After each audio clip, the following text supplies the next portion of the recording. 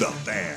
All right, 6:02 in the Rose City. Time for Dirt and Sprague on Portland Sports Leader 105.1 The Fan. Hump Day. And the Fan Sports Network. Happy Hump Day, everybody. Hello, hello, hello. What is happening? Just enjoying a nice little Wednesday. Little hump day today. Little hump day. Feeling good. A little stormy last night. You guys wake up? I had stuff Dude. blowing all over the place, Like man. 5 different times. I'm like, dude, how much water is just being dumped on us right now? I feel like things were banging into my bedroom window. What the hell is happening? Slalom course with all the branches Yes. and limbs leaving our complex. I was getting ready to morning. park in the parking lot this morning. There was a big tree in one of the spots I was going to park in. I was like, no, I'm going in a different spot, I guess. If I was even dumber than I currently am, Yeah, we're pretty dumb. and you made me a caveman, I would think in any storm situation Oh, yeah. that it's over. It's that over. I'm dying. You're Like, going to die. God's coming down on you. He's the bringing his noise, wrath down on you. It's ridiculous. For all your transgressions and your sins. He's coming to get you, brother. Well, did you lose power? We did not lose power, thankfully. We didn't either. That would have so been far. an absolute bitch. Yeah, knock on wood. Yeah. I'm usually the weather guy on the show, but that caught me off guard. Were we expecting a big windstorm last night? I did not. I was not plugged into that one. I don't check my overnight weather very often. Maybe What I does need Afro to. say?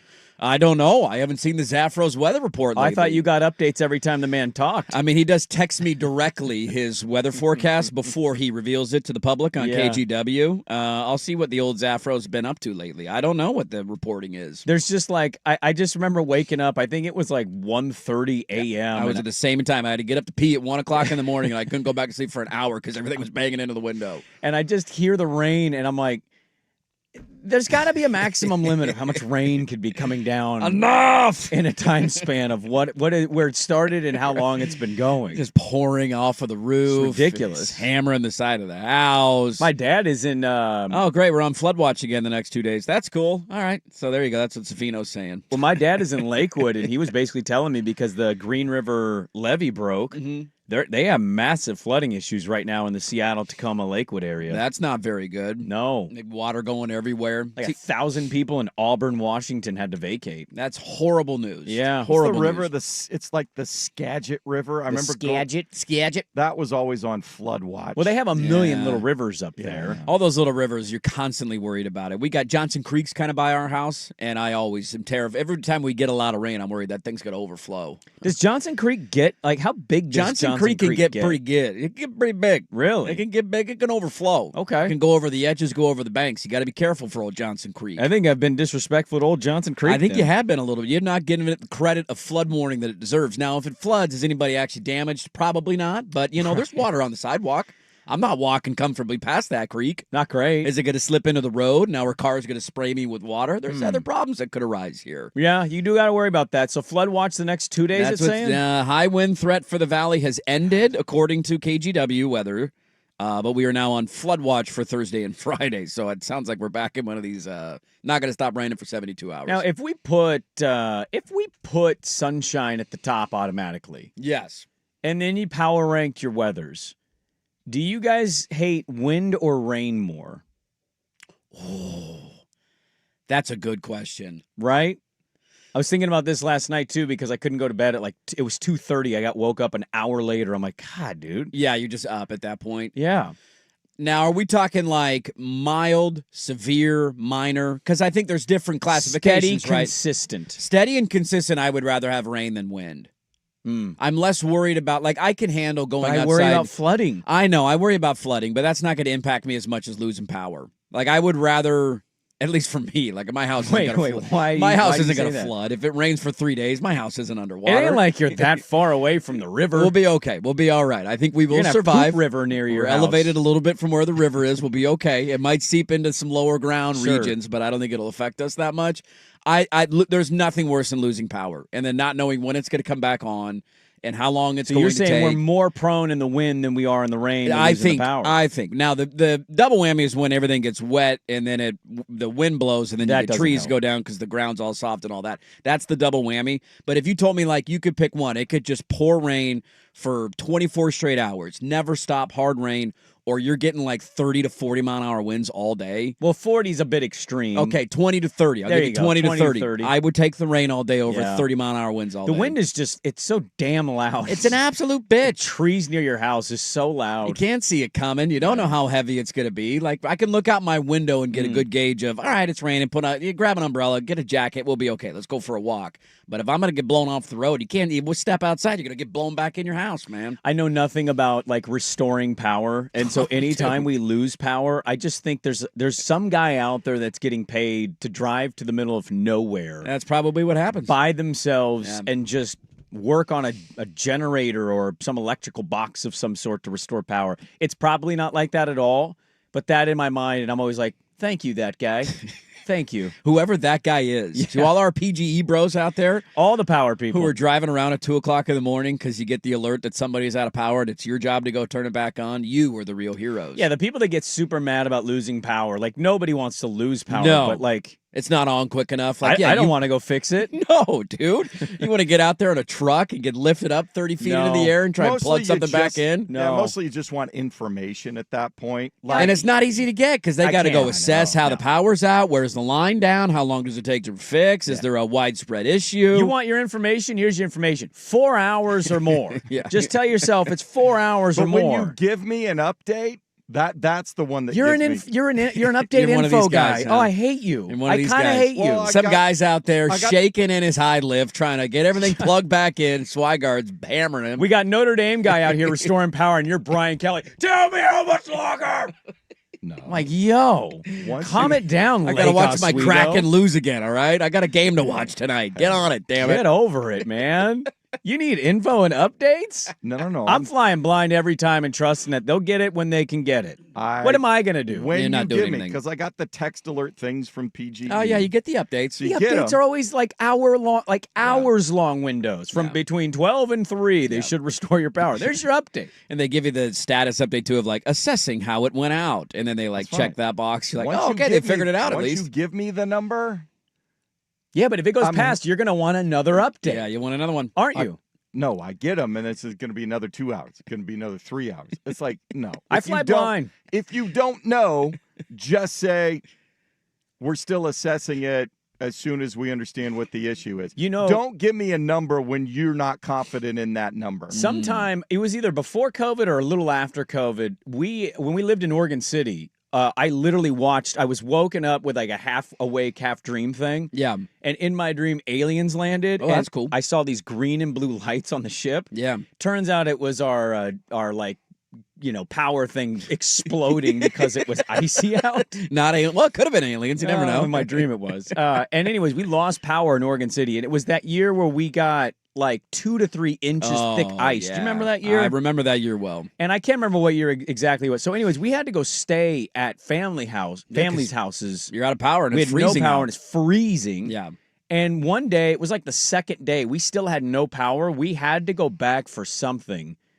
And we ended up, like me, my brother-in-law, and one of my best friends ended up huddling around my fireplace. And we looked up on YouTube, if you don't have batteries or good batteries, how to turn your fireplace on with like pennies. Oh, And so we like MacGyvered the fireplace. that's pretty cool. And it was just us three freezing in my Was it a- house. It was Right. a gas fireplace? Yeah, gas fireplace. Yeah. Okay. And if the power, so the power's Right. out. And right. so- You can't turn it on. Right. So we looked up, like, if you tape 3 pennies to a battery and then you put it in, like, there was some MacGyver way we figured this out. I Sounds was legit. freezing my ass off and I had no power update. And Yeah. that's one of the, most fun experiences I've ever had in my life. I to Swag's point. Now I don't react the same way as you, but I remember like 2 years ago we had a stretch where we lost power at our house, and after the first day, it was like, all right. I think the wife was still pregnant at the time. It was before Teddy was born. Yeah. We're like, we got to get out of here because there's no updates. We don't That's know when the it's coming back thing. on. It's like, do I need to go to find somebody that's got some power warrant, get a hotel? What do I Yes. need to do? Or is this going to be done? Oh, you know? figure it out. And Come on. we packed everything up. We're like, we don't know how long it's going to take. Let's get enough stuff for a couple of days. We don't have to drive multiple times. Got down to my parents' house, and we were there for like an hour. Took everything out of the car, got it into the house, set Power everything back down, on. and we literally got a text message and said the power was back on. Cool. I was like, all right, pack up. We're going home. I'm not mad at that. Thanks, Mom and Dad. See you later. Exactly. Appreciate the heat for an hour. I'm put a poll question up on this because I couldn't be more opposite of Swag on this. I'm both of you. I will check constantly to see if there are any updates, but I'm also not, it's going to take the amount of time it's going to take. Look, if there's a big storm going on and like all over the place, it's more the random. I remember this. It was like a summer evening. It was just in our complex. Like, did a pole go down? I hate when that happens. Just a localized. It was just us just in you. there. Like across the street, there was power. Like something was up. Oh, those are the worst. When you look across and they're warm And so in their I'm house. like, and it was an afternoon, and I'm trying to work. I was trying to do production or something, and the power goes out. And I'm like, oh, great. So I went across the street to the little dive sports bar watering hole. Let me kill some time. And then it was. And I'm fine if you don't know what's going on and you're like, we're assessing it as soon as we have information. Once you give me a number, like you've assessed it. You think it'll take 3 hours. We have dispatched the crew. The crew is there working, and you give me a time, then I'm holding you to that. Up until that point, I understand. You may not know what's going on. What the hell happened? We got crews out there. We're trying to figure it out. Once you give me a time, I'm holding you to that time, and then if that passes, I'm getting squirrely. Well, if you guys thought you had bad nights, how about these? Somebody said I'm a truck driver. I was supposed to go to Central Oregon. Mount Hood closed. Santiam Pass closed. Had to turn around at Detroit Lake. It's a war zone up there. I did see that in the weather. That I think there's a truck driver turning around at Detroit Lake. I think they're getting. That's not an easy area it's to not turn easy. absolutely around. dumped on right That now. Snow-wise chevron up in the right there mountains. is about the only spot you can turn around. Well, they Somebody, need how about snow. this? Really hate the bleeping wind. I had a giant Douglas fir dropped on my house at 1:30. Oh, Nothing. I was scarier. literally awake for an hour thinking, is this tree in my front yard going to fall on the house last night? I love me some trees. I'm a big tree guy. Who doesn't love a good tree? Trees for trees. I paid somebody to cut a blue spruce out of my backyard this past summer, and I felt terrible about it. If I have real tall trees, I am torn emotionally. I love that tree, but also like I don't want a tree falling on my house. So No. I would contemplate cutting that tree. I got two big ones. I got one in the front, one in the back. Massive. If they fall, you're screwed. Oh, we're done. The house is gone. I remember you when just I hope it was doesn't hit you because you're growing dead. up, we had a huge windstorm one fall, and there was a, I don't know, 12, 15-foot section of 3 to 4 feet in diameter. One of the branches It was or right in yeah. between our neighbors, so right on the fence line. And that thing fell off and landed in the backyard, and you would have thought, there was a crater. That's when the parents woke us kids up because the bedrooms were towards that end of the house. You're getting Like, the hell out of we're there. going in the family room. Let's go. Everybody sleep over in here tonight. I would say like when you do lose power, underrated, delightful, really enjoy it. Go into a dive bar. Oh, it's a good yeah. thing to do. If you kinda got just somewhere you walk can in, kind of it just walk feels to. kind of safe and it's Yeah. nice. It's and warm. It's warm. Grab a cocktail. Especially now, there might be Christmas lights hanging up. Like, Yeah. I'm going to be here for a few Yep, hours. sitting here for 2 hours, and we'll just wait till we get an update. All right, poll question. If you lose your power, do you need an update about how long it will take for it to be restored, or do you just wait patiently? Need an update, or I'll wait patiently at Dirt and Sprague on Twitter. That's how we start a show. Hopefully, everybody, we got people texting in. They don't have East to Estacada. It's been brutal. Like, man. sorry to hear Last that, night man. sucked, dude. I Yeah. woke us up. Thankfully, we still have power, but there's nothing worse than that. Hopefully everybody's batteries on their phones or devices were Every year around charged. this time, I contemplate buying a generator. And Oh, I don't I do too. it. It's like one of those when you get that super hot week when you didn't have air conditioning and you're like, I need to buy an air conditioner. And then you don't do it. I do the same thing for generators in the winter. I have a friend that would know about this, and I've asked him how big a generator would need to be for my house to run on the generator. Yeah. And I think the generator he mentioned is like, it's either 4,500 or 5,000, but like in any instance. You just plug in the house, boom. Pull start. We're good, man. We're good. We're running. So I have the same thing. Contemplate. Let's get a generator sponsorship. What do you think? We do. It's Three Mountains Home Services. You're damn right They we offer do. that service. There you go. We call them up. They'll give you a generator. All right. Well, we got a lot to get to today. We got two guests. we do. I'm curious. I don't know how 7:30 is going to go. TBD. We'll find out. We're having a parody trolling Twitter account individual on. That I believe is run by multiple people, Yeah. and we're having one of the people on. Yes. Okay. The JMU News Sports Twitter account, which has been famously trolling in a fun way with Duck fans this week. Yeah. We're going to have one of them on. and we're going to talk about James Madison. I mean, dude, this is their Super Bowl. This is the biggest It moment is. in the history of their program. I know they've And- won FCS national titles. I get it. This is it. welcome to the big leagues. Yeah, and I would say it's their Super Bowl, and I feel like most of us around here feel like this is a preseason football game. It feels like you're playing Montana State in cute. week one. It kind of has that vibe. Not that they're not good. It's just No. we know what the talent gap there is. So Yes. Jack Fitzpatrick will join us at 7:30 on the YouTube. Yeah, James Madison. He's a Duke. And then we'll have Lucy Burge at our normal 9 a.m. We got to start a story, but we need to start the cup. We cup check? Huh? I'll check your cup. Okay. Let's cup check a little bit to start the show. Dirt and Sprague 105.1, The Fan. The Oregon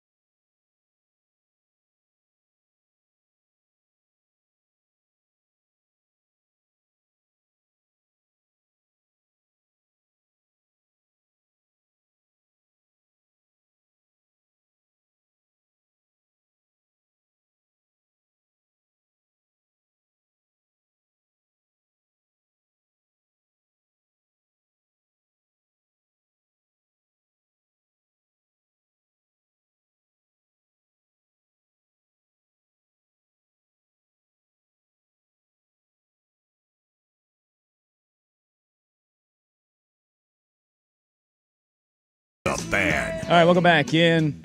A lot of people chiming in, and we're finding out through the news reports that basically the entire city of Vancouver has been shut down.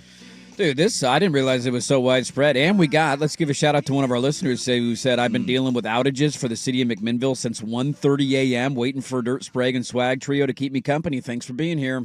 That's Thanks somebody for working on power? Thanks for doing what you're doing, man. Yeah, shout out you. We're not doing anything. I'm just sitting my fat ass in a warm studio. You're out there braving the elements. Yeah, you're a hero, is what I would say to you. You're a hero, and you deserve to hear my friend who is a diehard Knicks fan.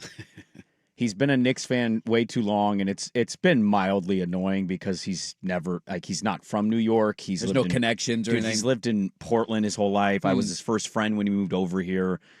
And he's some diehard Knicks fan because I think he really likes Jay-Z. Anyways, he's like an annoying Knicks fan now, right? Like, yeah, they're good, and now it's... well, when they're even just mediocre, he'll tell you how great they are. Yeah. He sent a video to our group chat last night, and I wish I could tell you this was all staged and planned for radio, and it wasn't. I jokingly said, hang the banner, and he responded with a video of him celebrating the Knicks winning the NBA Cup. We did it. We did it! You did what? They won the cup. I mean, yeah. Listen to the joy in his voice. We did it. He's smiling We saying did this. it! Over the Knicks. Look, winning my the cup. initial reaction is to immediately mock and make fun of that fan because that's some of the saddest behavior that I've ever witnessed. Don't worry, I've done enough of it for you. That being said, I had the first text as the game ended in the group chat last night was simply, man, I'd kill for a cup right now. And then So this would be you? it led to, not from me, I mean, I didn't say that. Buddies texted that. And then I asked the question that then sparked the interest of, when was the last time the Blazers played a meaningful game? Why do you do this to us every time? Well, Why can't we just talk about the game and This the is Knicks and the the cup? reason I'm saying this is because, again, my gut reaction is to make fun of that Knicks fan. I want to make fun of him because you didn't win anything. It doesn't matter. Oh, it does. It doesn't, but I digress. It was cool. It was a fun game. It's a little thing that they made up, and I watched it. It was entertaining, but it doesn't mean anything in the grand scheme of things. But I agreed with the sentiment of like, man, I would do anything just to have a meaningful basketball game, and that was technically a meaningful basketball game. So I'm a little bit jealous in New York right now. So let's say the Blazers are in the cup, and they're Yeah. taking on a Knicks-like team, and they win the NBA They Cup. win the cup. And you watch them celebrate the way we watched the Knicks celebrate that. I mean, you put the hats on. There's a stage. You're holding a trophy. They cared. Josh Hart put his thumb somewhere on Jalen Brunson that made him very uncomfortable. Right in the butt.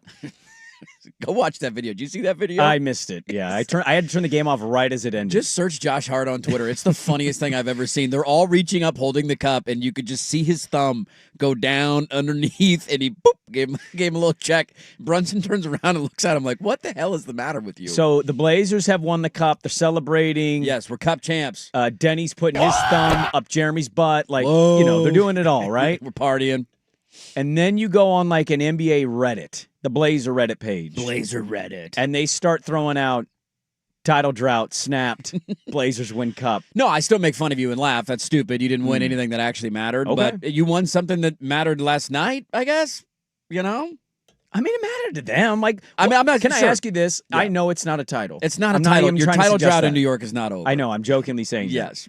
But like, it obviously did mean something to them. Sure, it meant something. The bench guys got money. They got a lot of money. Now, fast forward to, God, this is going to be like 9 months from now. Whenever we're in the Eastern Conference Finals and they lose in Game 6 of the Eastern Conference Finals to the Detroit Pistons, beat them, and the Knicks again don't get to the NBA Finals. Well, they don't care about the cup at that point. Exactly. They're going to turn around and say, well, at least we won the cup, though. No, of course not. It doesn't mean much. You won some. It's a thing. You won a thing. Isn't there an in between here where we can just say like It's more than a regular they had fun season in a game. tournament and they won a tournament that doesn't mean anything? Yeah, that's fair. Okay.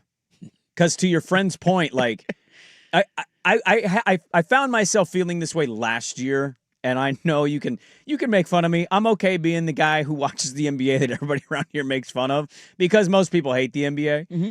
But like the Even Bucks, people in the NBA hate the NBA. people covering the NBA certainly hate the NBA. People who played in the NBA hate the NBA. Oh my God! You know what? You're Everybody- right. Everybody but me hates the NBA. You're the only one.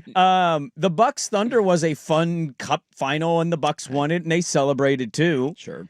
And so I watched this year, and I'm hearing all the quotes, and I'm watching there's really good games happening, and I'm just like, it would be fun to watch our team be in this. It doesn't have to mean anything. It doesn't make it mean anything for your future. No, I also think it depends on where you're at as an organization, right? Like if you're competing for like if the Thunder would have won the cup, but if we had a home, okay, it doesn't mean as much. Like if the Thunder coming off an NBA championship and they raised the cup banner, it's like, all right, whatever. I get it. I'm not. The trying Knicks to are different because they haven't anything. won anything in 100 years, and we are different because we haven't won anything in a very long time, and we've been irrelevant for half a decade. I certainly understand that thought. There's a report that they're gonna vacate Vegas, which they should. Which, by the way, side note, any city that doesn't have a team that gets NBA basketball, like you can make fun of Thunder fans for being born on third base. When they got the Hornets years ago, you remember that?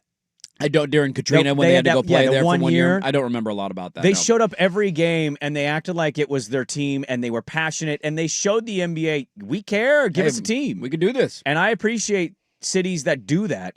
Vegas just they're not going to have anything. No. Like Seattle will have legitimate enthusiasm from a fan standpoint day one if they get the NBA. Vegas, we're just doing Vegas because it's Vegas. We're not doing Vegas because it's an actually great sports city. Like the A's are going there, and I know the Knights have a good following, and the Aces have their supporters, but I don't know, man. I would have been. They're vacating Vegas because of how lackluster it's been. It felt like an all-star game environment, and it just doesn't. Here's like the NBA Cup is fascinating because it feels like a competitive end to an all-star game is how I would categorize the championship. Yes, like they have stumbled into something that, as dumb as it might be on the surface, got me to watch an NBA game last night. And that doesn't happen a lot in December. Right. You know me. I'll see. Call me in February. Season hasn't started. The season does not begin for another 8 more days. Next Thursday, happy NBA season, everybody. Right. And we'll get to that because I actually might watch more NBA that day because the NFL slate sucks.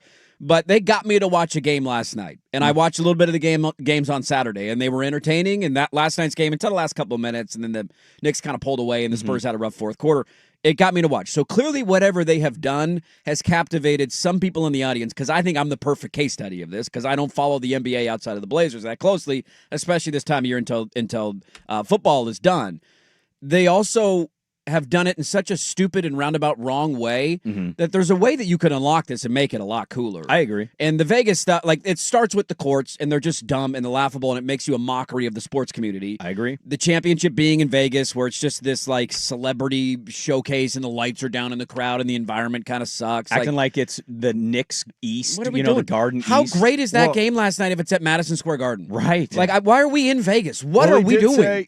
Silver said when he joined the pregame show, they were looking. They're leaving Vegas. Well, I thought the idea that they had last night that was brilliant that they should do if you're not going to do home courts is go to famous college venues and play. Yeah, that's what they're doing. They're going to have the semifinal games be back on home court, which you should. So that they want to do, and then go play Cameron Indoor for a final of the Cup. Indoor, like how dope! I know it's small, Allen but Fieldhouse. Yes. Play at Rupp Arena. I prefer home courts, but that's a much better alternative than playing in Vegas. I think when you get to a championship game, it's because they came from the conferences, so it's hard to determine who would get a home court. See, I'm going to push back a little bit. I'm not mad at the idea of a great college venue. I do like it better than Vegas.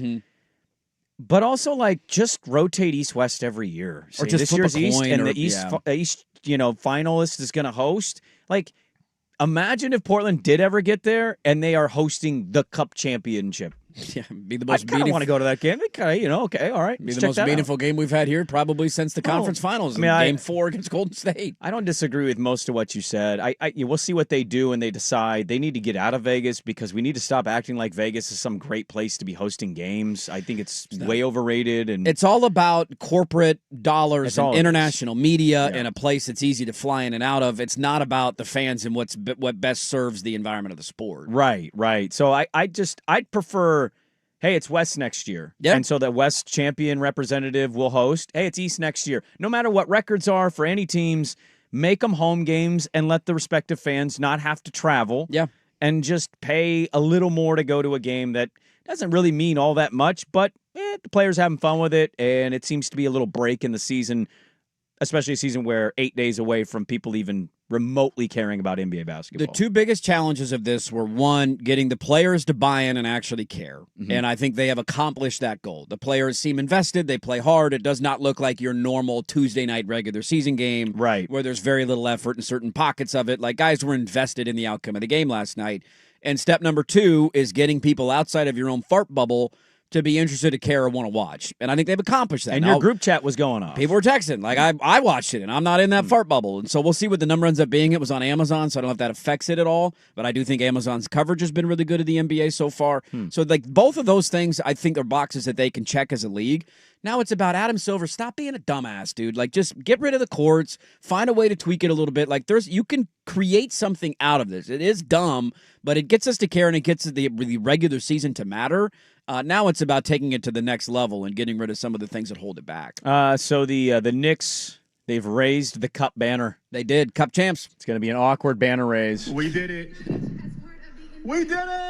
Next to the Atlantic Division Championship banners they got up there. It's all they got in New York right now. I mean, it's a good team, though, man. It is a very good team. And I actually easily thought the East favorite. I thought it was very beneficial, as dumb as this sounds too, for San Antonio to play in a game that kind of had some, Yeah. That's a young team. They have not been in the playoffs. Like they're all trying. I They know beat the Fox Thunder has on been the there, way. but like, hey, you're learning, evolving, and now Agreed. maybe come playoff time, you're a little better served to handle a game 6 or a game 7. All right, 6:32. We're back with more Dirt and Sprague 105.1 The Fan. This is Dirt and Sprague. First round week of the college football playoff is brought to you by Video Only.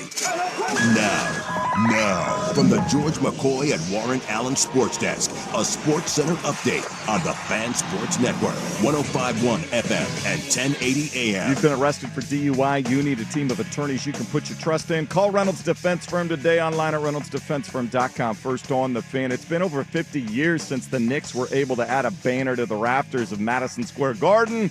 That ended Tuesday night with a 124-113 victory, claiming the Emirates NBA Cup in Vegas. 7 different Knicks scoring in double figures in the title game. Jalen Brunson named Cup MVP at 25 points and 8 assists. NBA Commissioner Adam Silver telling the media before the game a decision on a timeline for adding expansion franchises domestically would be made in 2026. To the NFL, Colts going to stick with 44-year-old Phillip Rivers as their starting quarterback for at least one more week. They host the 49ers Monday night. The Dolphins head coach Mike McDaniel did not rule out benching Tua Tagovailoa this Sunday when they host the Bengals. College hoops tonight on The Fan. The Oregon Ducks coming off a 42-point win, hosting the Portland Pilots. 8 p.m. tip on the Big Ten Network. Our pregame coverage begins here at 7:30 on The Fan. Ducks 18.5-point favorites. In Corvallis, Beavers hosting Sam Houston State. 6 o'clock tip on ESPN+. The Beavs 2.5-point favorites. More sports scores and stories in 30 minutes. Jason Swigard from the George McCoy at Warren Allen Sports Desk. Hurt missing work.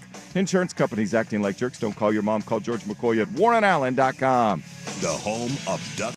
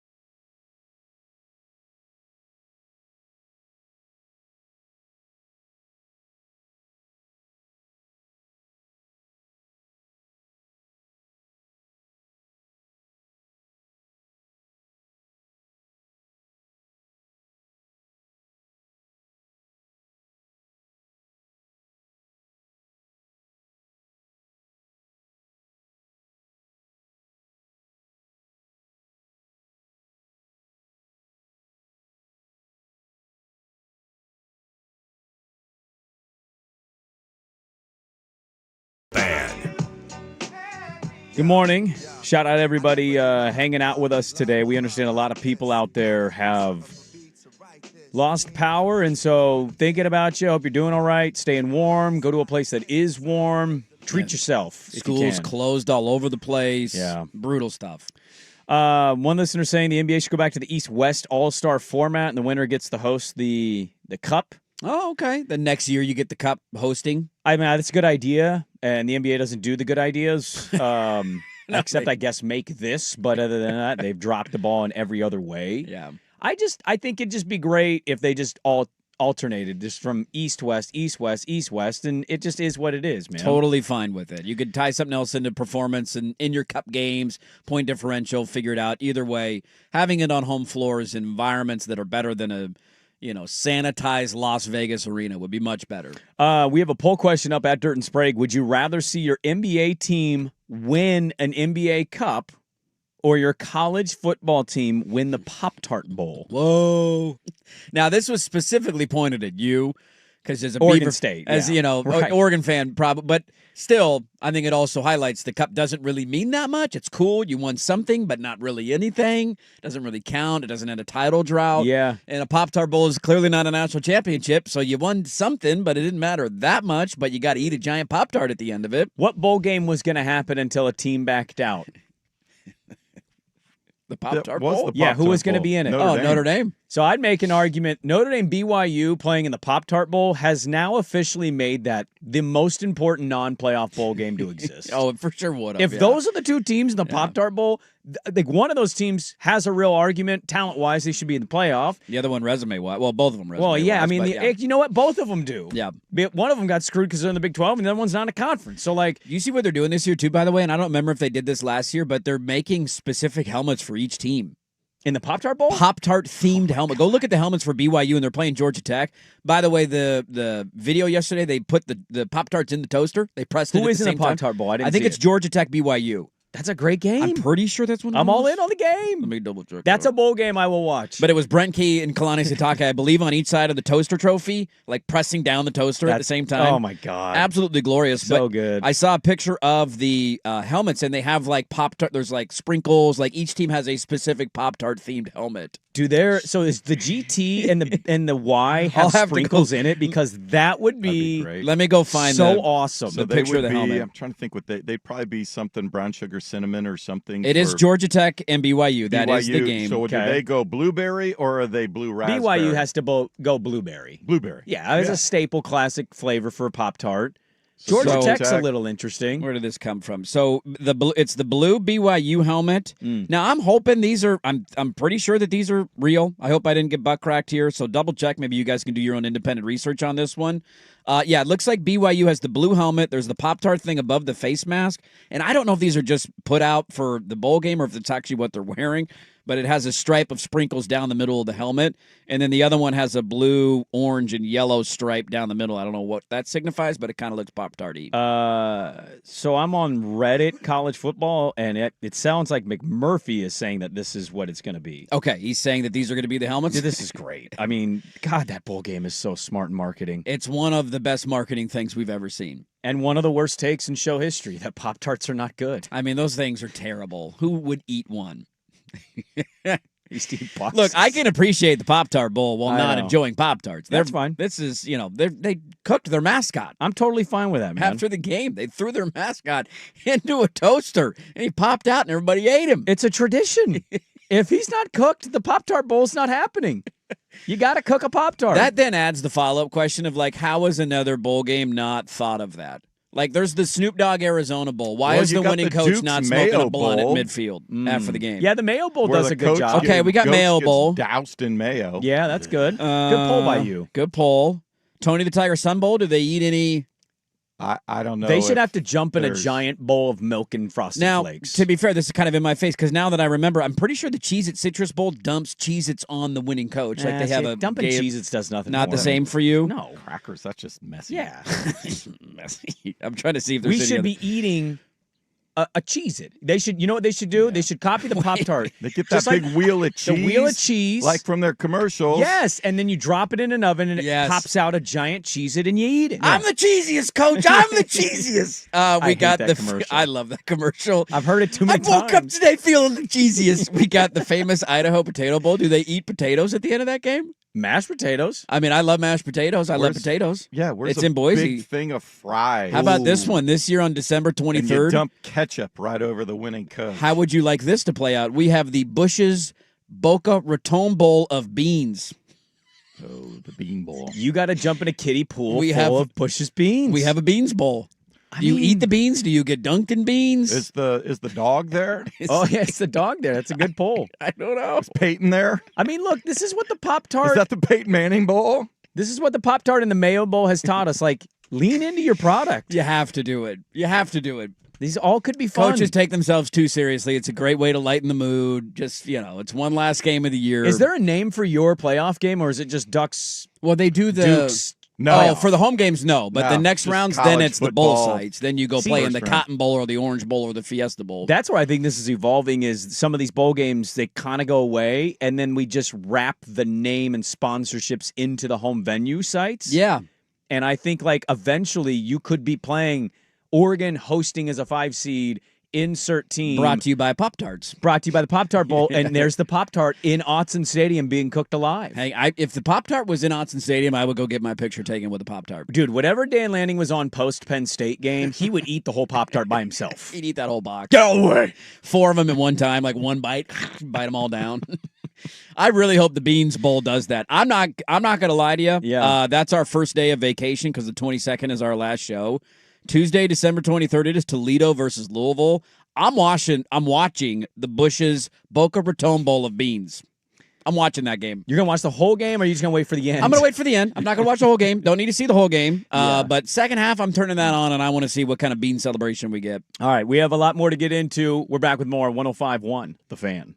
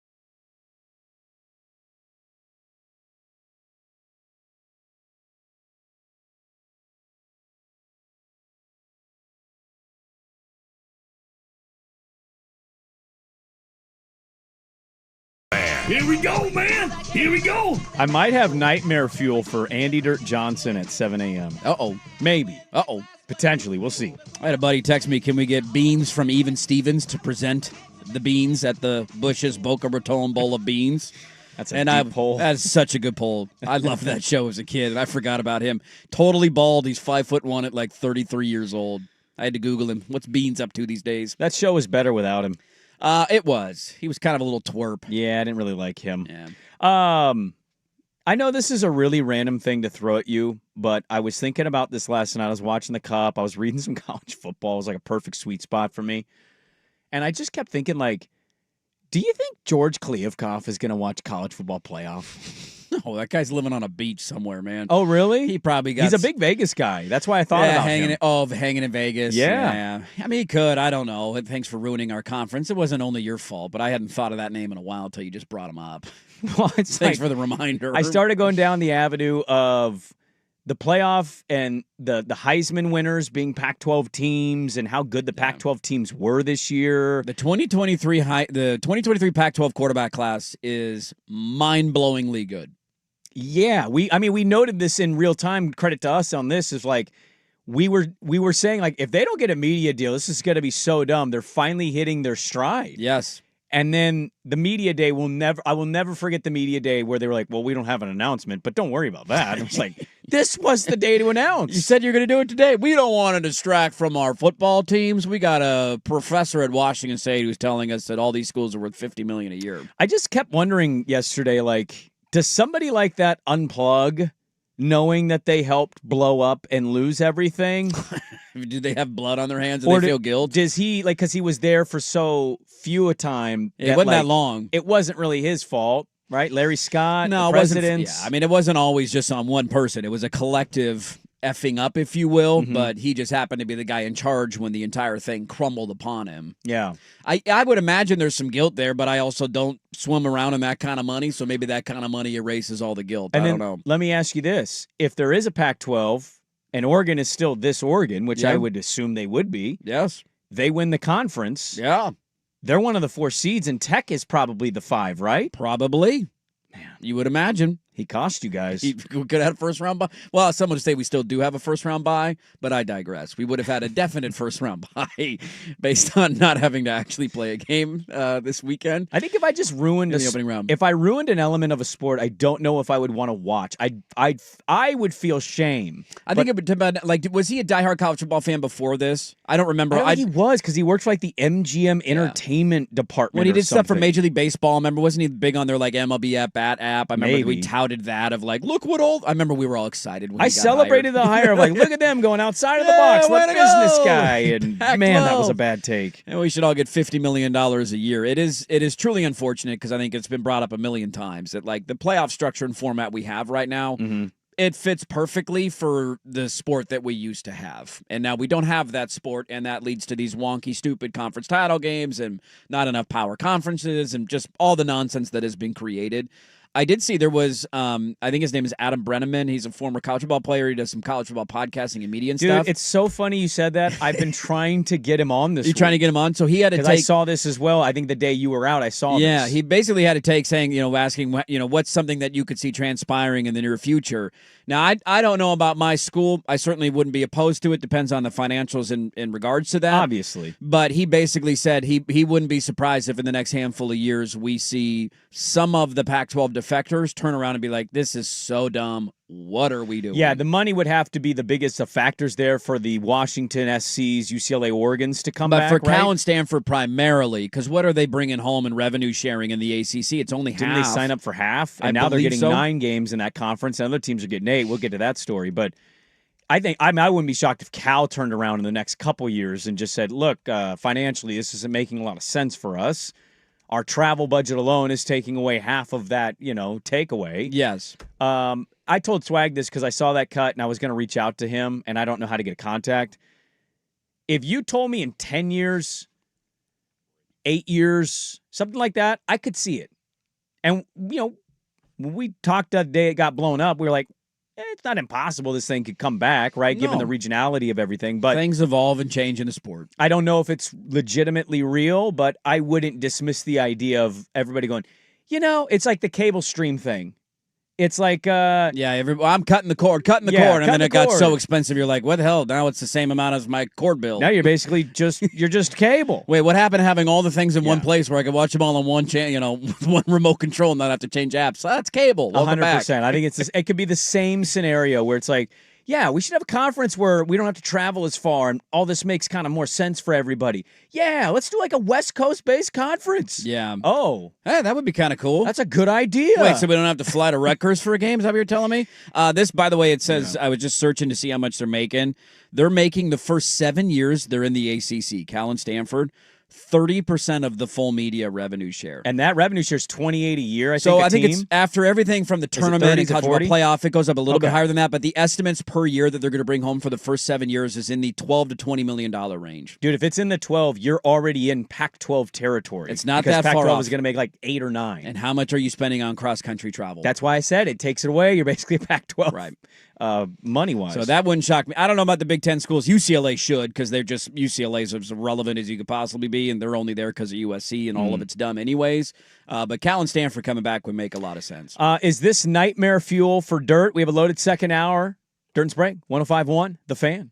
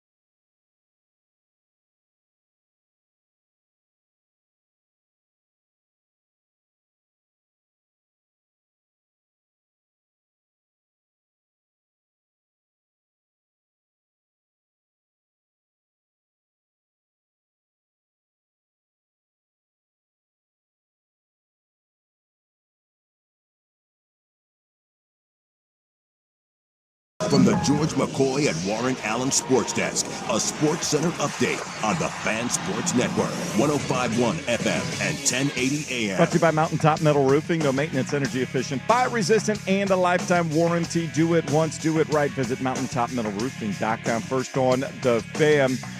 Well, there's going to be a new banner to hang at Madison Square Garden after the Knicks went on a 19-3 run from the end of the third quarter to the start of the fourth quarter. They collected 23 offensive rebounds, and they beat the Spurs 124-113 to claim the Emirates NBA Cup in Las Vegas. Jalen Brunson, named MVP, had 25 points and 8 assists in that title game. Before the game, NBA Commissioner Adam Silver telling the media there will be a decision on a timeline for adding expansion franchises domestically to be made in 2026. In the NFL, the Colts deciding to stick with 44-year-old Phillip Rivers as their starting quarterback for at least one more week. They host the 49ers on Monday night. In Miami, Dolphins head coach Mike McDaniel not ruling out the idea of benching Tua Tagovailoa Sunday against the Bengals.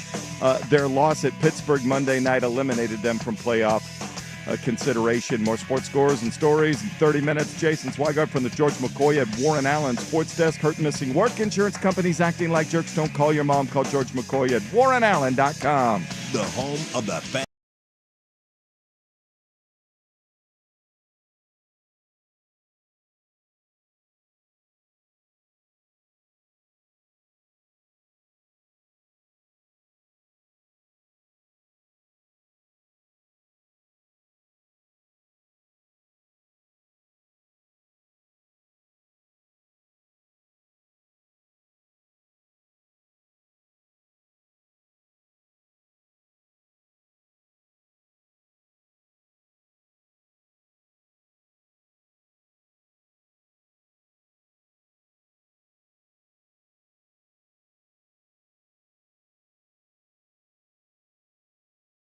More complicated than that. On the Fan Sports Network, 105.1 FM, 1080 AM.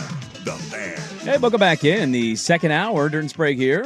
105.1 The Fan and the Fan Sports Network. It's time to nut up or shut up. It is time to nut up or shut up. We'll see if the Ducks will nut up or shut up. Ducks and Dukes are going to be on the Fan this Saturday. Pre-game coverage starts at noon with Ducks Game Day, brought to you by Coors Light, and wraps up with the Dick Hanna Dealerships post-game scoreboard following the big playoff game between the 12-5 JMU Dukes and your beloved Oregon Ducks. I'll be down there, man. I can't wait. Time to plead for Duck fans. Please buy tickets. Please go. Because there's a lot of empty seats right now. Yeah, somebody tweeted us, and look, if this indeed happens, and I'm probably almost already there anyway. I think people will scoop them up as the kick time gets closer and prices will come down a little bit. Yeah, desperation hour can kick, but we had a listener shoot us, I am officially in the worried category, and it was photos on StubHub or the website of wherever, Oregon, whatever, and it was basically the color markers of empty seats. A lot of empty seats. Rows of empty seats, Swigard. Rows of it, like sections of the stadium, not top, upper bowl. I'm talking down, up, middle. Well, those are probably where the $500, $600, $700 seats are. Some of them were very expensive when I they would were first imagine the announced. upper reaches where it was maybe 80 to 125 or whatever was going to be. Those are probably being grabbed up. I don't want to ask this in any I don't kind know. of, I wish there would be some sort of official sort of release or something. I don't want to ask this in a disrespectful way because I'm not somebody that lives under a rock. The economy's not good. No. Everything's very expensive right now. Yes, and it is. so people don't want to spend a lot of money on something they kind of know is going to happen. Yeah.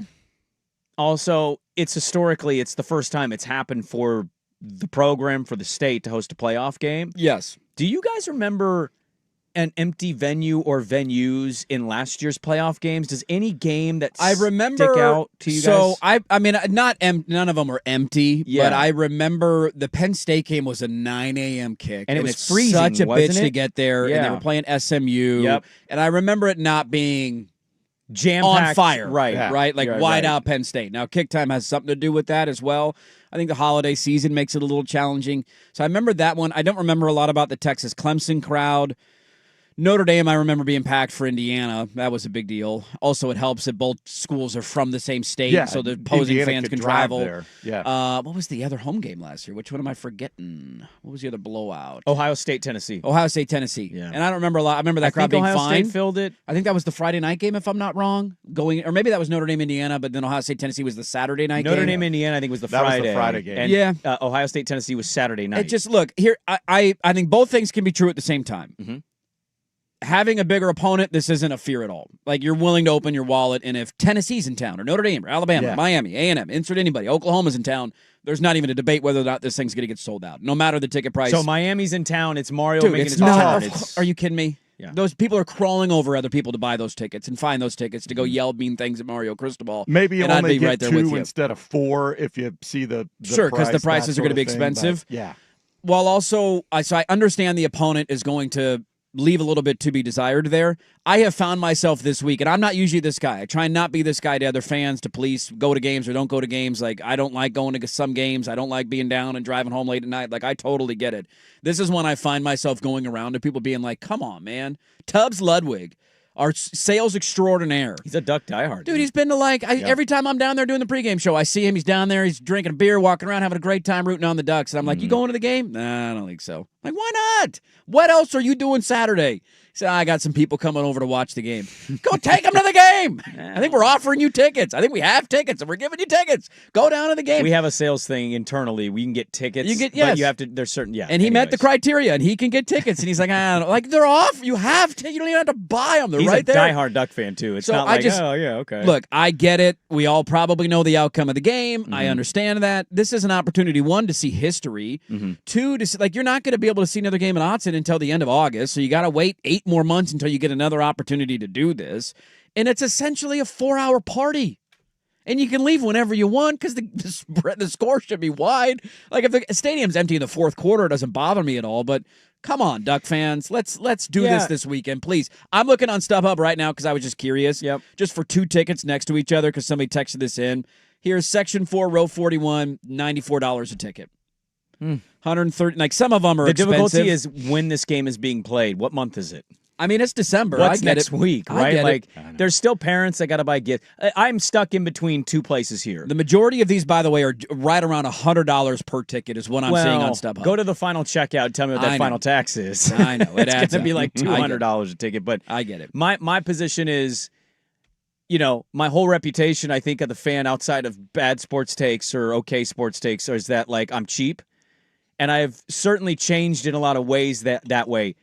I understand the financial aspect of this. You're asking people to spend a lot of money on something they can watch in the living room and still feel the same about. I get it. Me being at the stadium versus me watching in my living room warm, I'm going to be equally as happy and celebrating.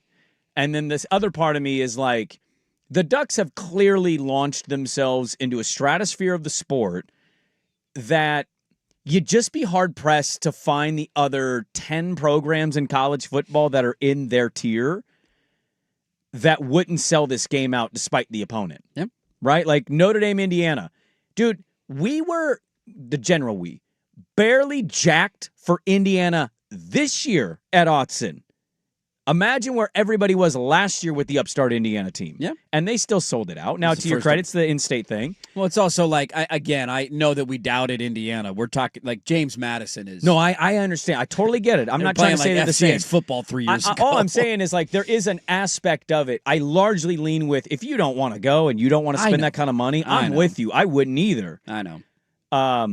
But also, if Oregon State was in a playoff game, I'd probably have to have a real conversation with my wife of, like, do we travel? It's a once in a lifetime. Are we flying to this place? Like, can we use our airline miles? I would be in that spot. I'm not going to hammer people who don't go. But how many other programs in the tier that Oregon is in of popularity here's what I would say. Wouldn't sell this game out? I think if James Madison is the opponent, a vast majority of them. So, like, if Alabama's hosting James Madison. They're not. It's not a fully sold out. You don't think it's a full sold Dude, out? Go look at their crowds early in the season when they play their ridiculous opponents, patsies. and it's 70% full. Okay. I think that's just. So this is a normal thing I think for this is a every very other team. normal thing, Okay. considering the opponent. And if you had a bigger opponent in town, if Tennessee was in town this weekend, or again, insert whatever big time program you want, there would be zero doubt about that. Oregon sold out every home game this year. Yeah. So there's no difference in selling out one more if you get a big time opponent that comes into town. Well, let's do the air quotation. It's all about who you're playing, which is unfortunate, but also I'm trying to spin that into go party for 4 hours, man. It's like you get a risk-free game, essentially. Like, you're not going to lose on Saturday. You're going to go down, have a couple of pops. It's not supposed to rain during the game, I don't think, at least. Like, just go party, go enjoy it, and drive home. Boom. What if this is a tight game going into the fourth quarter? Then we'll all poop our pants 17-13 together. Ducks Then we'll going all to the pee down fourth our quarter. legs. I'll be vomiting in the bathroom. That's what I'll be. That JMU defense is legit. That run game's actually I'm moving. going to go crawl into the Oregon radio broadcast booth and just lay down in the fetal position if that's the case. It wouldn't be the worst loss in your program's history. It would be but the worst loss in our program. I was going to say it would be the worst loss. In your It would be the worst loss in the history. history of the program. There's nothing would even come close. What about blowing a 31-0 lead to TCU? Who cares Nobody about cared the about Alamo that. Bowl? It I mean, doesn't it's matter. funny to troll, but sure. who cares? Haha, it's great. Yeah, You right. lost. Nobody. I don't. Whatever. It doesn't do anything to me. Losing this game would be the worst loss in the history of the program. Yeah. Is that your nightmare fuel for me? No, I didn't Oh, get to okay. that. I'm We'll sorry. save that for next. Oh, I saw So the now you tweet. want me to think about losing to James Madison and then give me nightmare fuel for the next segment? Thank you. And then we'll bring on a James Madison Yeah. troll who's going to troll you for 12 minutes. And then we'll get to other stuff. It's a loaded second hour, We man. got a lot to get to this hour, man. There's a lot to get You got to. Softy coming in at 8 too. Talk about the LA Bowl. Well, next year we're gonna win the Heisman. Is that the take he's taking? Dude, they're doing the same thing they did last year. They beat or they didn't beat. They What barely. if Jed goes to Michigan? Well, according to Pate, he's out of the running now. Oh, I missed Pate. Pate reported that last. Well, he said his. I missed the Pate show last night. His I had people basketball. are telling him that Jed Fish is not in the running. They didn't. They haven't So reached who is out it? or Who did he interviewed give him. us? He basically is saying they're waiting until Friday night's over to see what happens for DeBoer to officially tell them no. He wants Bama to. They want Bama to lose. And then they go to Kenny Dillingham, and if he says no, then it gets interesting. But he said he does not think that Jed Fish is a candidate for Michigan. Not that he turned it down. That they don't. They're not. He's not. There on their has list. to be a dark. There's two dark horses in this that nobody. And He even talked Pate about is not Drinkwitz mentioning. last night. Drinkwitz is a guy that's just kind of sitting around. That if you get to third, fourth, fifth position on your coach So search, DeBoer's going to talk. He gave out a statement and he talked. He's going to do it twice of I'm not going anywhere. And they still, everybody believes if he loses, he's gone. I think Michigan is just that high on their own supply that they haven't even offered the job yet. They're waiting for his season to get done. And then Dillingham has he's negotiating an extension that pays him more money. And he has also publicly been like, I love it here. Everything I want is here. Yes. I'm a god here. Yes. And they're still like, we're going to get you. He has not signed his extension yet, so they have not agreed to the terms and the extra Fascinating. pool and the NIL money and all that at ASU. He's using it as leverage to negotiate and get more, which is exactly how you should handle this in his shoes. But that was his reporting on it last night, that they're going to wait until Saturday. Now, the funny wrinkle in this is, what if Alabama beats Oklahoma? You going to wait another week? No way. You got to go find another. I don't think he will. I don't think he's leaving. But they don't Why feel would like you they can put on the leave? full court press to Oh, my God. impress him until his season is done. I rooted for Michigan for a lot of my life, and when they play Ohio State, I still root for the Maize and Blue. Sure. They've put me in a position now where I'm hoping they strike out in the biggest of ways. Yeah. Biff Poggi, line 2, interim coach for a year. We're I'd punting love on Biff next Poggi year. to be the head coach. Dude, that guy's walking entertainment. Give him the job full time. I'd love it. Well, I'm kind of in a position now where I'm rooting Yeah. for that to have to be their solution because they're just banking on two people that have already multiple times said, I like where I'm at. Yeah. Their response would be, we haven't even offered you the job yet, so you don't even know how much money we're going to give you. There's no way that's true. I think there's some legitimacy to that. They've had to back channel with agents. Oh, not that's the for people, sure. The agents. I don't think anybody in a position of authority has presented an official offer to either Kalen DeBoer or Kenny Dillingham. You know why? Because They're still in their coach search and committee process. Well, they're also internally investigating themselves. Yeah, that's there's going on, also too. that. And also contemplating, do we want to fire our athletic director? God, We might do that too. All right, I didn't get to the nightmare fuel. I'll get to that coming up next. Hour 2, Dirt and Sprague rolls on 105.1 The Fan.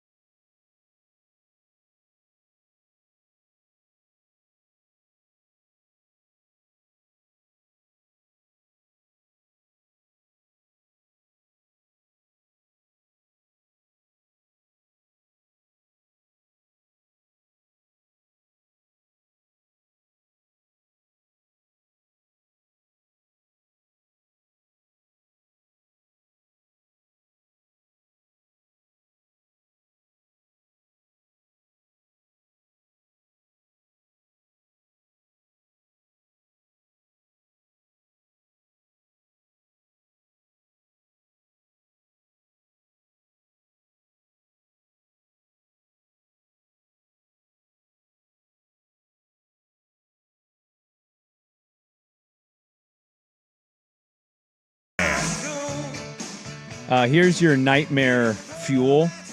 What do you got? And by the way, poll question is up. Would you rather watch the Blazers win the NBA Cup or see your team play in the Pop-Tart Bowl at Dirt and Sprague? The Pop-Tart Bowl is going to win. I think it probably will. It probably will. I want you to picture whatever the Ducks end up doing this year. Maybe they win the Natty. Maybe they don't. Be pretty cool if they did. Okay, let's just say they get to the semis. They have a nice little season for themselves. Semis, back out, lose to Indiana. You're feeling good about the semis? Yeah, it's a good year. Good run. You don't want to lose to DeBoer, though. No. 0-4 against DeBoer is a great T-shirt. Wouldn't that be fun? You get to the semis, season ends. You got Yeah. all these guys coming. Bear Alexander's coming back. Yes, he is. How about was announced. that? Massive, massive news. First of hopefully many. A lot of people are wondering if that means other big-name players are going to return next year. Dante Moore, line 2. Well, let's say you get to the semis and Dante's played well and Dante's been told he's a top 3 pick. You're a top 3 pick. You got to go to the NFL. Okay. And now that motorcycle's revving its engine. It's the first game of the year. And out comes the Oregon Ducks running behind Dan Lanning. The smoke's going. The crowd's roaring.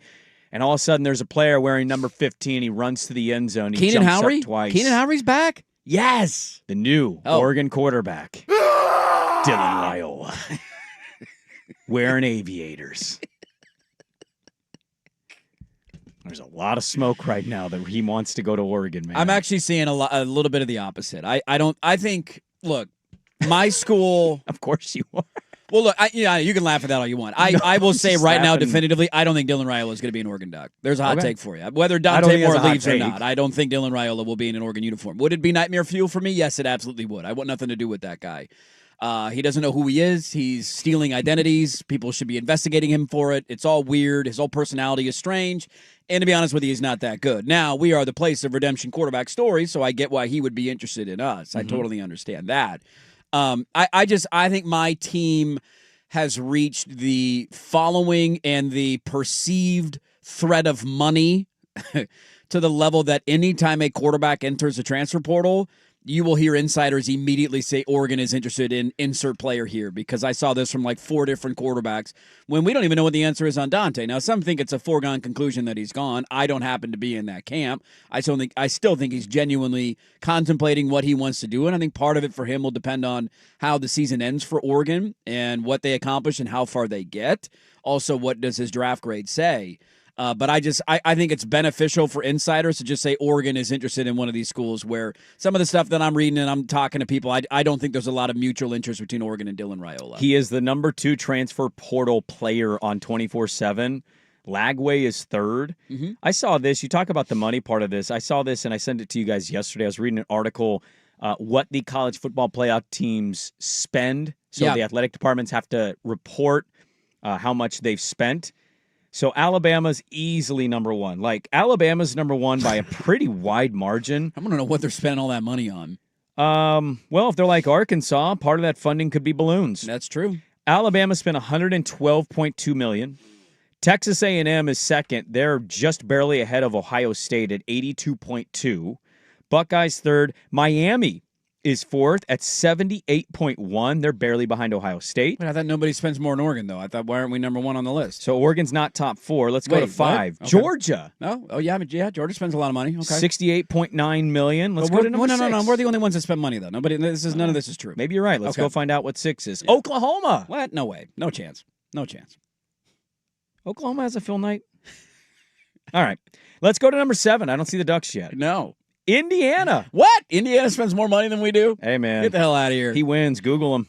He does. Got a Heisman winner this Are year. you ready for him to win a national title? Can you wrap your head around that? Yeah. Indiana winning a national championship. He's done enough even in year 2 for me You're to go, there I for get you? it. Oh, Like- I've seen him coach. I He know. clearly I know knows they're how to good. coach. Nobody's doubting that they're good. It's just wild. I mean, I know it still feels odd, but you'd have to go through the list of the playoff coaches and ask yourself, how would you power rank the coaches that scare you when your team faces them the most? Oh, that's a fun game to play. I'd make an argument he's in the top 3. Yeah. Yeah. Based on his talent and what he's accomplished, I think you're going to say Kirby is one. Kirby for will you. always be one. Always, no matter what. No matter what. Day, just because of the talent on his roster is too, and 34-0 in the first half. I was going to guess DeBoer for you because of the O for stuff. And maybe this ends up being wrong and they go on a run. Part of it is just watching them in the last month of the season, and I'm not very scared of them right now. Okay, I get that. Maybe, and they could surprise everybody, and they went on Friday Night and blow out Oklahoma. That could totally change come next Monday.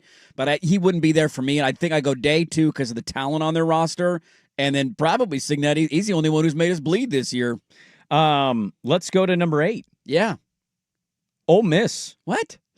There's only 12 teams in the playoffs. Are we below a group of 6 team? No. Okay. But number 9, that's where Oregon shows up. Number 9, Texas Tech is 10, and then the 2 group of 6s are 11 and 12. So you spend 53. Oregon's reported total football expenses, by the way, not athletic department expenses, total football expenses. Football expenses. Oregon reported $53.9 million. Texas Tech reported $34.4. Yeah. That surprised me a little bit because we had heard how much they had spent. Mm-hmm. Not that that's, chump change. Well, I wonder if all that revenue share NIL is accounted for differently. So I have no idea. I asked Dirt that because Oregon has no the idea. Dream Street Collective. Is that direct football expenses? Every single one of these places, though, has a collective that's outside of the purview of the university. Oregon is not the only school that does that. Literally every major college football program does. I was just asking about Oregon specifically because, to your point, people in these conversations usually bring up, well, Oregon gave them the bag, as if there's not 7 to 8 other schools in the sport that are all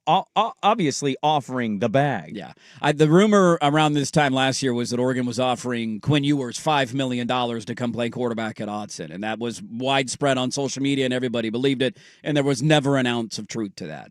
My school just gets used a lot in these examples. I don't know if it's from agents. I don't know if it's just interested. Raiola's trying to throw it out there and see if Oregon's interested in him. Again, I understand why Raiola would want to come. Mm-hmm. I think Oregon has done – it's funny that when these things get thrown out, because I don't know what Oregon's going to do at quarterback. If Dante Moore comes back, totally changes the equation. If he doesn't, they're absolutely going to hit the portal. They're kind of in a weird spot right now. Now, the portal doesn't open until January. How long do they play? We don't know the answer to that either. But Oregon has kind of mastered this idea, and people make fun of them for it, and I just don't get it. Like, how many times do we see a blue chip freshman quarterback sign somewhere out of high school, get paid a lot of money to go there, and it work out for them at that school?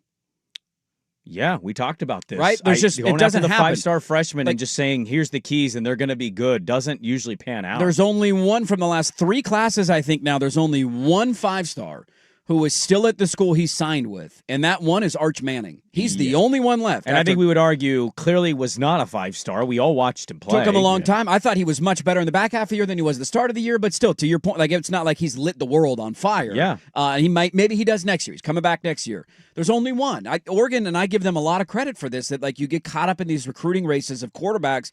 Oregon's been in the mix for almost every single one of these kids we're talking about. Not Raiola to a certain extent, but Nico when he signed with Tennessee, they were in the mix there. The kid who just, Curtis, who just went to Vanderbilt, like they've been in the mix for a lot of these players. Mm-hmm. Dante Moore was one of these guys who ended up signing at UCLA, and they get these big bags. It doesn't work out for them, and Oregon has smartly realized, why wouldn't we wait to get, 1, stuff on film, 2, see their strengths and weaknesses. If we need to pay top dollar for them, we'll pay top dollar for them when they're in the portal in 18 months, because almost all these guys will be in the portal in 18 months.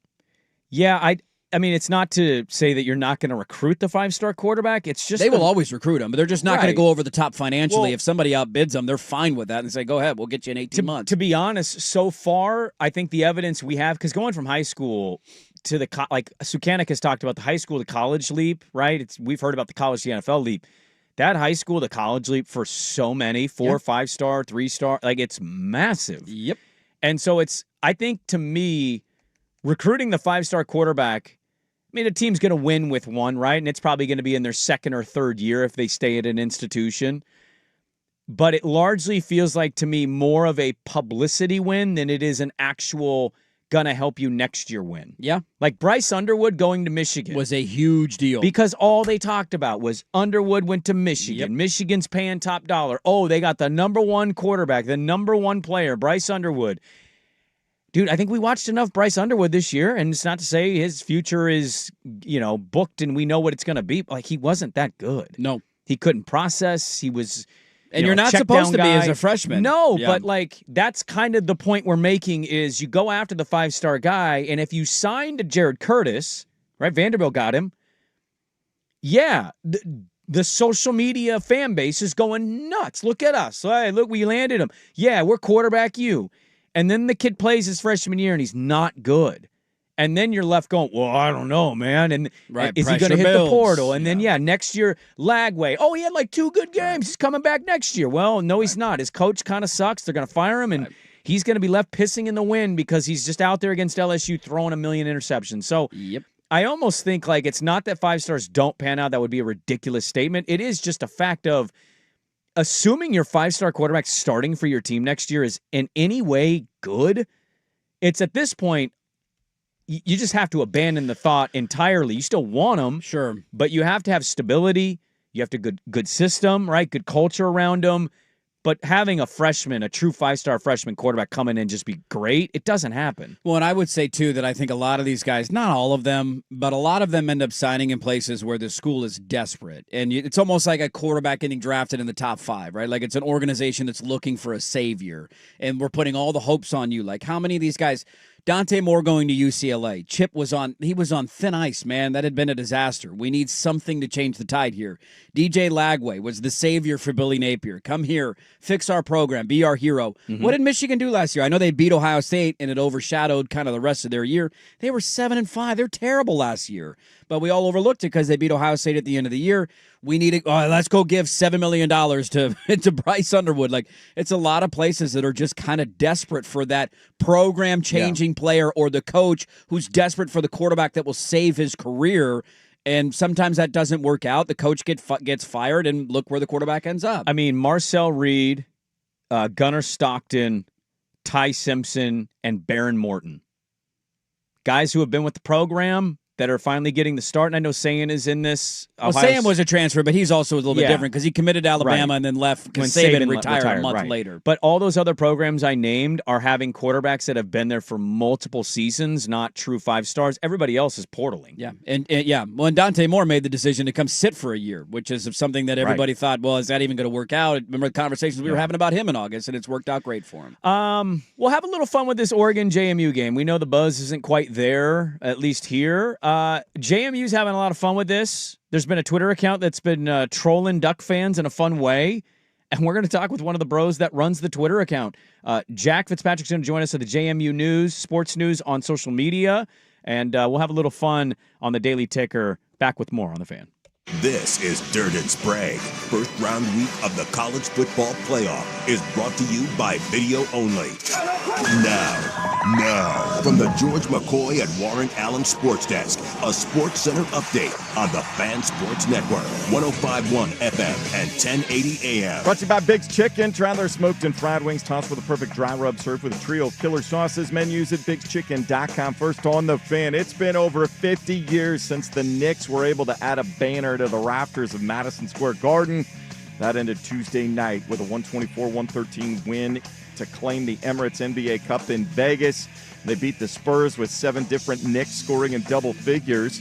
Jalen Brunson named Cup MVP with 25 points, 8 assists. NBA Commissioner Adam Silver telling the media before the game there will be a decision on a timeline for expansion franchises domestically to be made in 2026. College hoops tonight on The Fan. The Oregon Ducks coming off a 42-point win hosting the Portland Pilots. 8 o'clock tip.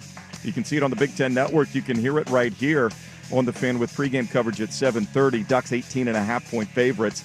In Corvallis, Beavers hosting Sam Houston State. 6:30 tip on ESPN+. The Beavs 2.5-point favorites. More sports scores and stories in 30 minutes. Jason Swigard for the George McCoy at Warren Allen Sports Desk. Hurt missing work. Insurance companies acting like jerks. Don't call your mom. Call George McCoy at warrenallen.com. Your home for the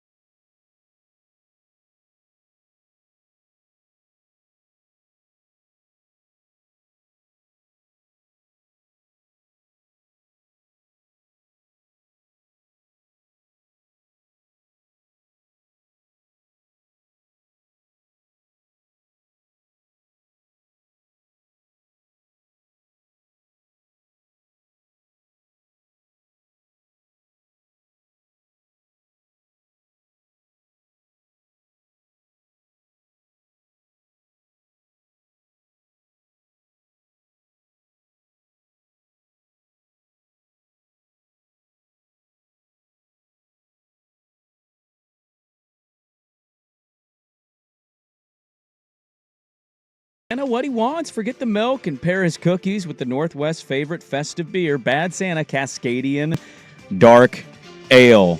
It's been a little tough for some to get super excited about this weekend, and then thank God for social media to make this game a little more fun.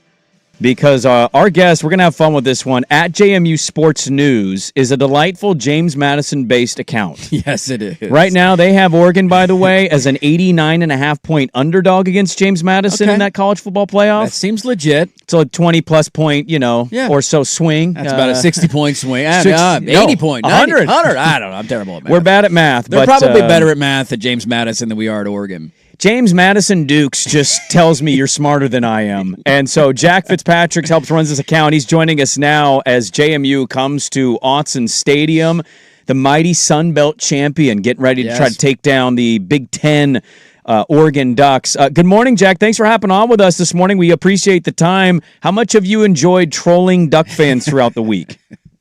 Appreciate you guys having me. It's been an absolute blast, honestly, trolling Oregon fans. We realized that an early set, maybe around Sunday when the field was officially announced, that Oregon fans were game for it, and they had a great sense of humor. And so we fully leaned into it, and we've been having a great time. I mean, it's been such a dumb conversation for the last week about these teams shouldn't be in, and why is it like it's your fault that you're in the college football playoff other than you've had a great year. And this has been kind of the levity moment and the just lighthearted moment of watching Duck fans and James Madison fans go back and forth. What is the mindset of James Madison fans going into this game? What does this mean for the university? I mean, it's an awesome moment because as JMU Sports News, we've been tweeting, as my co-founder Bennett Conlon has been tweeting.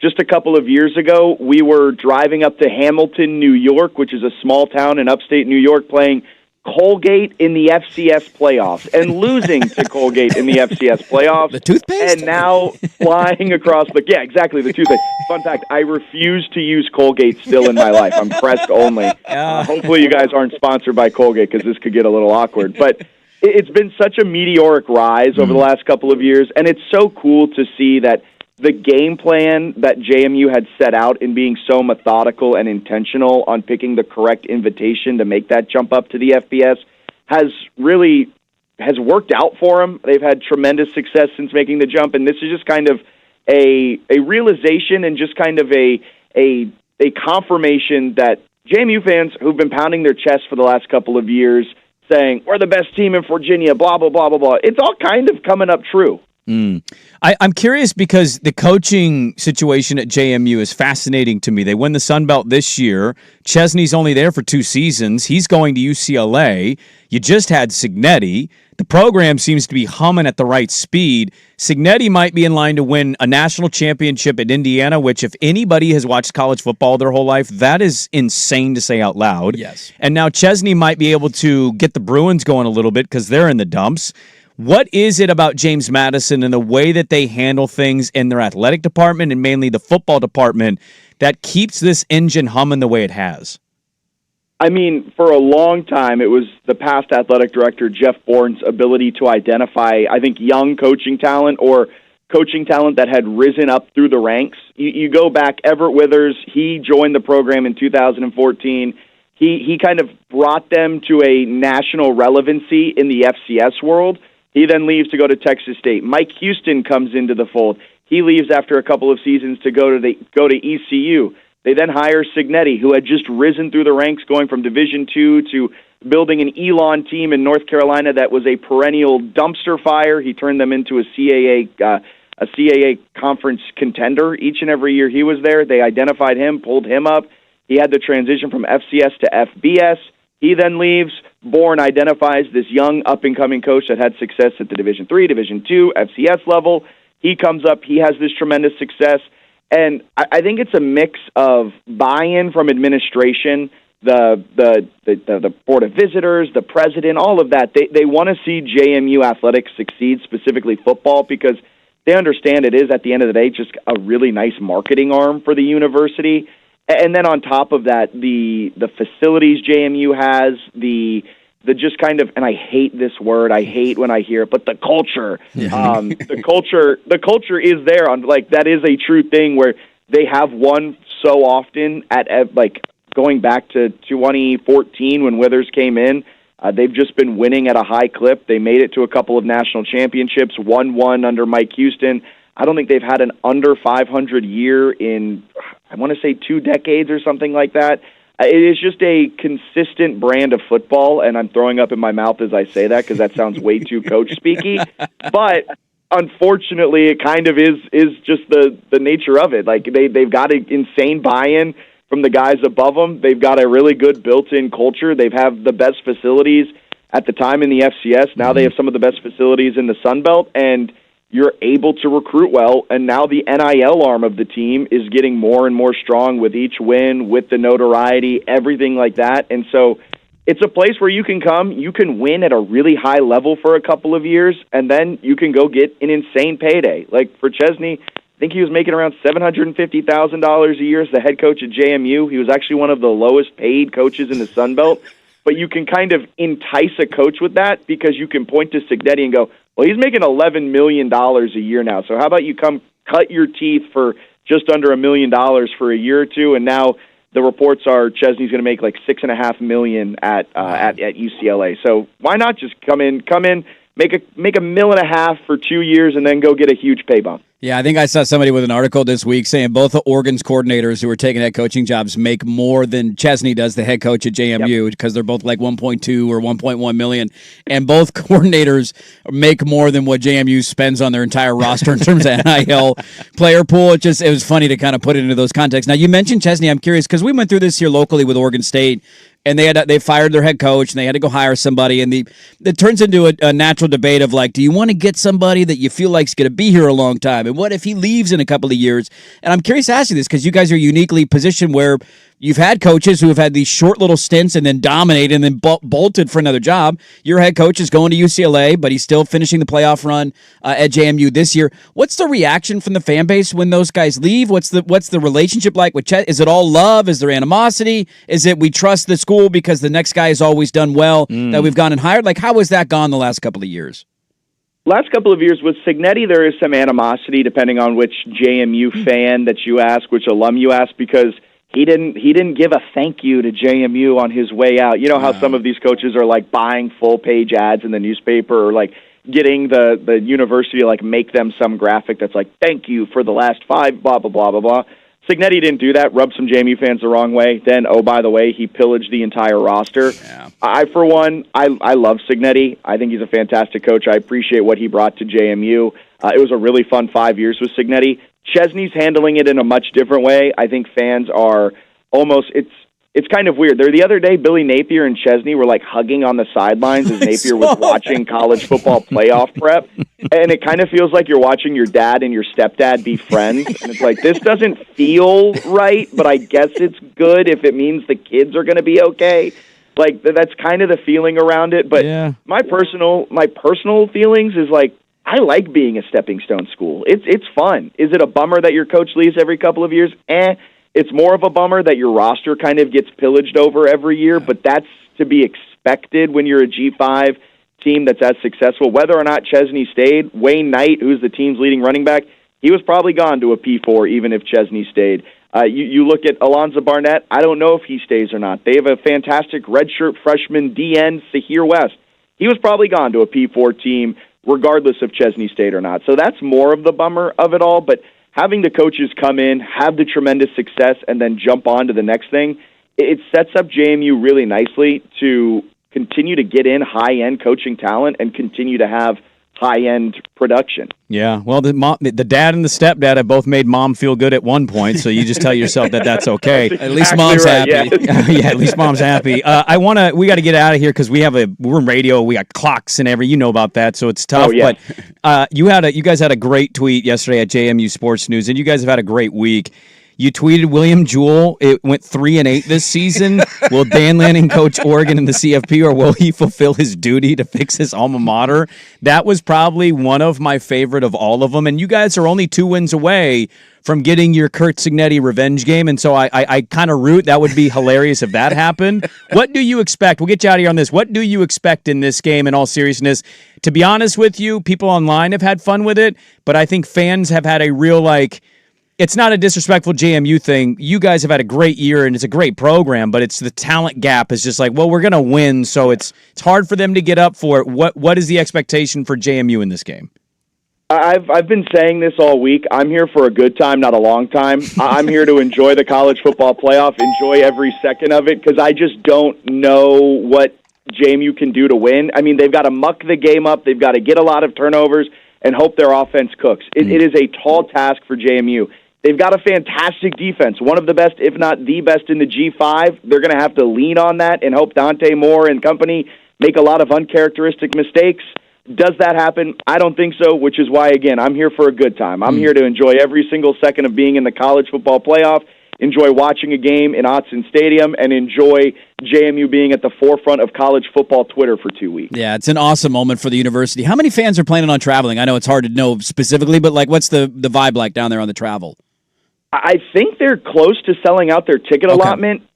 It's tough to get from Virginia to Eugene, Oregon, and it's very expensive. I, for one, am very excited to watch it on ESPN from the comfort of my own couch, drinking my own adult beverages because I could not afford the $1,000 plus the trip over. Yeah. It should be a blast, though, and I know a lot of alums, a lot of former players are going. Well, it should be a good I love your point of view on it, like, hey, we're here for a good time, not a long time. You'll be sitting on the couch, you'll be watching, and this will be you. Take your hands and put it down your pants, son. And then you're just going to enjoy watching your team be highlighted in the college football playoff against Oregon. Great job, you and your cohort at JMU Sports News. You guys have been a great job. You've certainly caught our attention out here. We had to get you on. Jack Fitzpatrick at JMU Sports News. Go give the account a follow, man. It's been a blast the last 2 weeks. It will not disappoint, and even after the game, I think it's an account worth following. It's fantastic. Thank you. Good outlook, and you know what? Good luck Saturday, and maybe we'll talk with you down the road. Hey, thank y'all so much. There we go. Jack Fitzpatrick at JMU Sports News. I didn't know how that was going to go, but he was delightful. Dude, he was really good. That was a lot of fun. They have had a really good time appreciating the moment that this is for the university. Like, they're not that far removed from being an FCS school. I don't want to say this lightly. In the college football playoff. And I don't want to make a fan base his perspective and his thought, it's exactly how I feel like Oregon State should be handling everything in their situation. Who cares if a coach leaves? Go find the next guy. Go be good. The elevator school that, hey, you want to come here and we'll turn you into a winner and you go make $10 million somewhere else. They're handling it perfectly. We had a Beaver fan text in during the segment. Can we go hire JMU's athletic director? Thinking, yeah. Why do we have Scott Barnes? Yes. This guy knows what he's doing. Go hire his ass. They figured it out at that level, and I think there's a trust there that even if he leaves, when he leaves, Chesney, the next guy's going to be fine because they're invested and they know what they're doing. Billy Napier's going to be good again. Yeah, probably. He's won at that level before. Good stuff from Jack Fitzpatrick at JMU Sports News. A little fun on the Saturday game. Today's Daily Ticker brought to you by Pelican Brewing. We got some breaking NFL news. Tell you what that is, and then maybe carry it over because we went super long there with Jack. That's next on The Fan. It's time for Who's Stinking It Up. Woo! Do not go in there. A sports lowlight, ripped from the headlines. We couldn't do diddly poo. Brought to you by Three Mountains Home Services. Schedule your appointment online at threemountainshomservices.com. Start of the fourth quarter and understanding how valuable each possession is and how much that 8-point run can be hard to then combat and equal out. That's Mitch Johnson. The Spurs fall in the Cup final, outscored 35-19. How do I get no Jack Lambert for the Kraken continuing to blow chunks? How? Somebody had to have stunk it up last night more than the Knicks. The Knicks at least the Spurs. They were at least in the Cup final. There wasn't anybody else there that was stinking it up.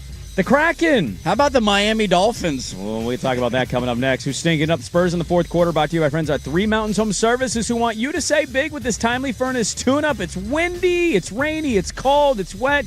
Get your furnace tuned up for $59, a $59 furnace tune-up. Don't delay. Schedule online, threemountainshomservices.com. They make home services delightful.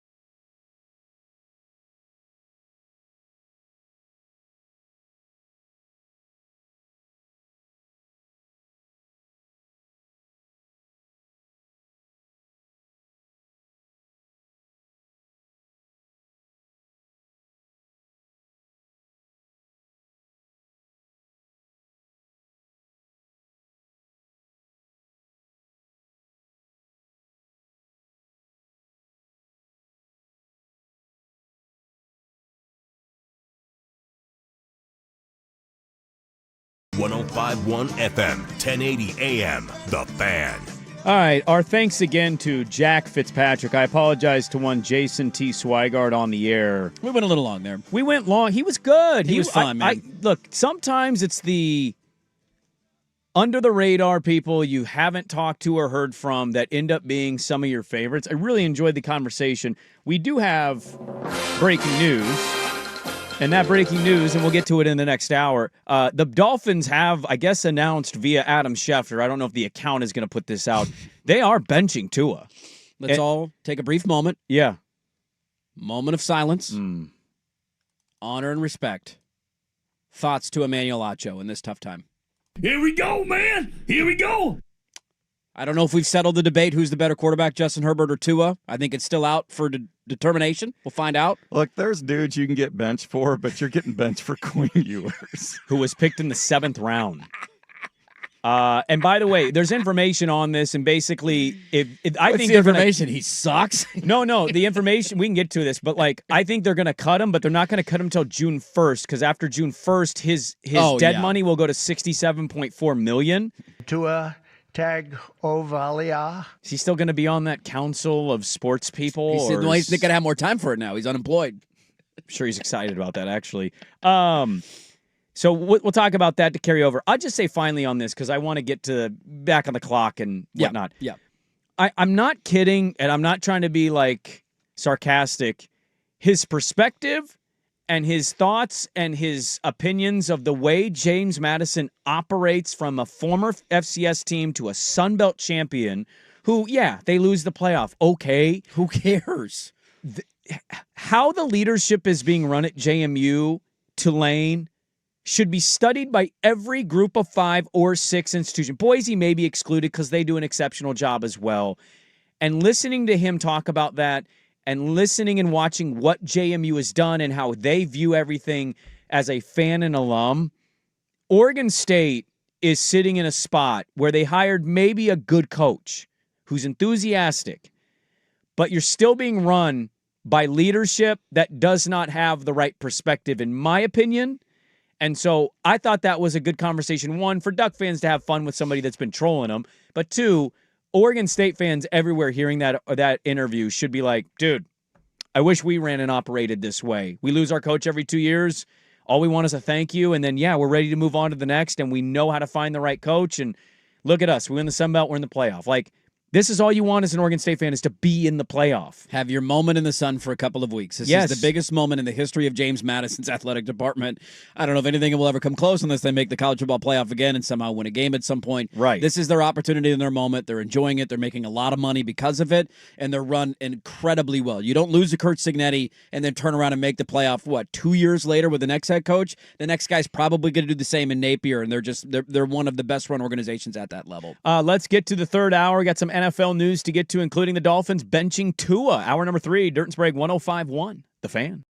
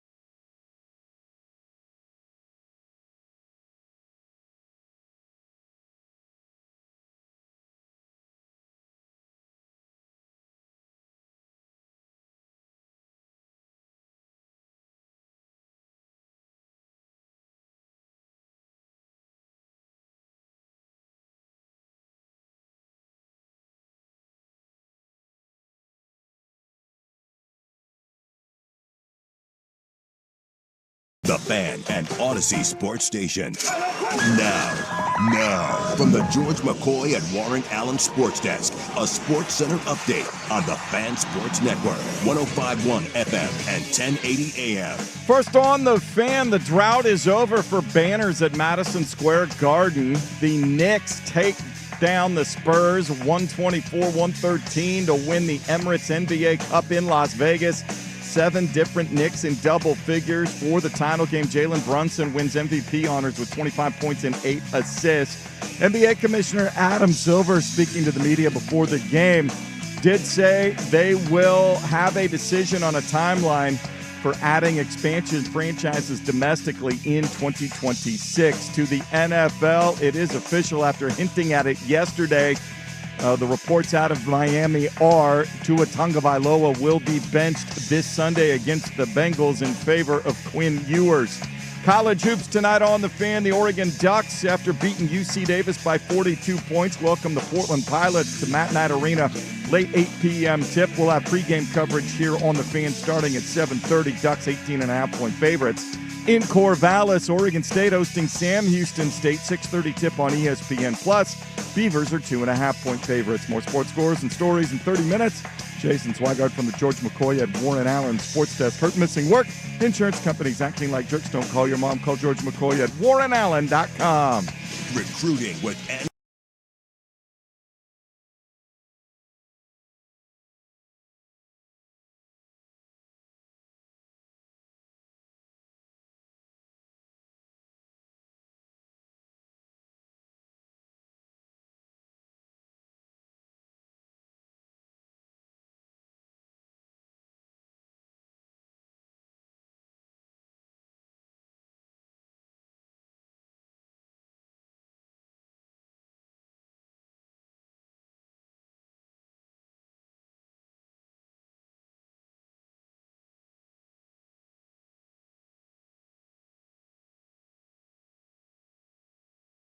Network, 105.1 FM, 1080 AM. The Fan. Hey, welcome back in. Hour number 3, Dirt and Sprague here, Portland Sports Leader, 105.1 FM, The Fan, 1080 AM. The Odyssey app live on YouTube. Got a lot to get to in this hour of radio. No Lucy Burge today. She has come down with a medical emergency and she cannot speak. And Her uvula is swollen. Excuse me? Uvula. Excuse me? Her uvula. It's the back of her throat. Uvula. Uvula. Yeah. I went to med school. Can't you tell? I almost got in. Uvula. That was fantastic. I had to read like 7 sentences before I figured out it was a throat condition because she quote tweeted us. She quote tweeted and said, "I won't be in my." And I was like, "What is that department?" And I clicked vulva? it. What do you? How does it? And I'm reading. Back of throat. I'm like, "Oh, okay, it's a throat thing." All right, there you go. She got a throat problem. Swinging a foul. That was close. So no Lucy coming up. I get some credit for being close. I'll give you your ballpark. I'll give you 7. I'll give you a C+. How about that? They call me Med School Sprague for a reason. That's your nickname around here. Come on now. We have a lot to get to in this hour of radio. I have all sorts of leftovers from yesterday that I didn't talk about. We got more NFL stuff to get to. And the saddest story, of course, coming up at 9:15. Let's stick, though, with the news that came out of the National Football League right before we went to JMU for the Daily Ticker today. And that is another quarterback has been benched, and I'm wondering a couple of things here. So if you're just turning on your radio, good morning. It's the least surprising news we've seen in a long time because Mike McDaniel had an answer. Yeah, after Monday night. After Monday night, they said, have you contemplated benching Tua? And he was like, we're contemplating everything because they suck. And we all got, not all of us, but they went on a little streak where you're like, hey, the Dolphins are playing better football. Like, Tua sucks. He's been bad for a long time. When he's even healthy and available, it hasn't gone well for them. I feel like that was directed at me. No, not necessarily, but there was some out there of like, They had like a 3 or 4. They had a 4-game win streak going into Monday. They did. So did the Cowboys. And how are they at right now? Sometimes team wins a couple games and it doesn't mean they're changing everything around. Then they get smoked by Pittsburgh because they can't win games outside of 80-degree weather. But Tua this year, I think he leads the NFL in interceptions. Like, we know about the injury history. 15 picks in the league this year, only 20 touchdown passes. So it has not been a good year, and it hasn't been a good couple of years for him.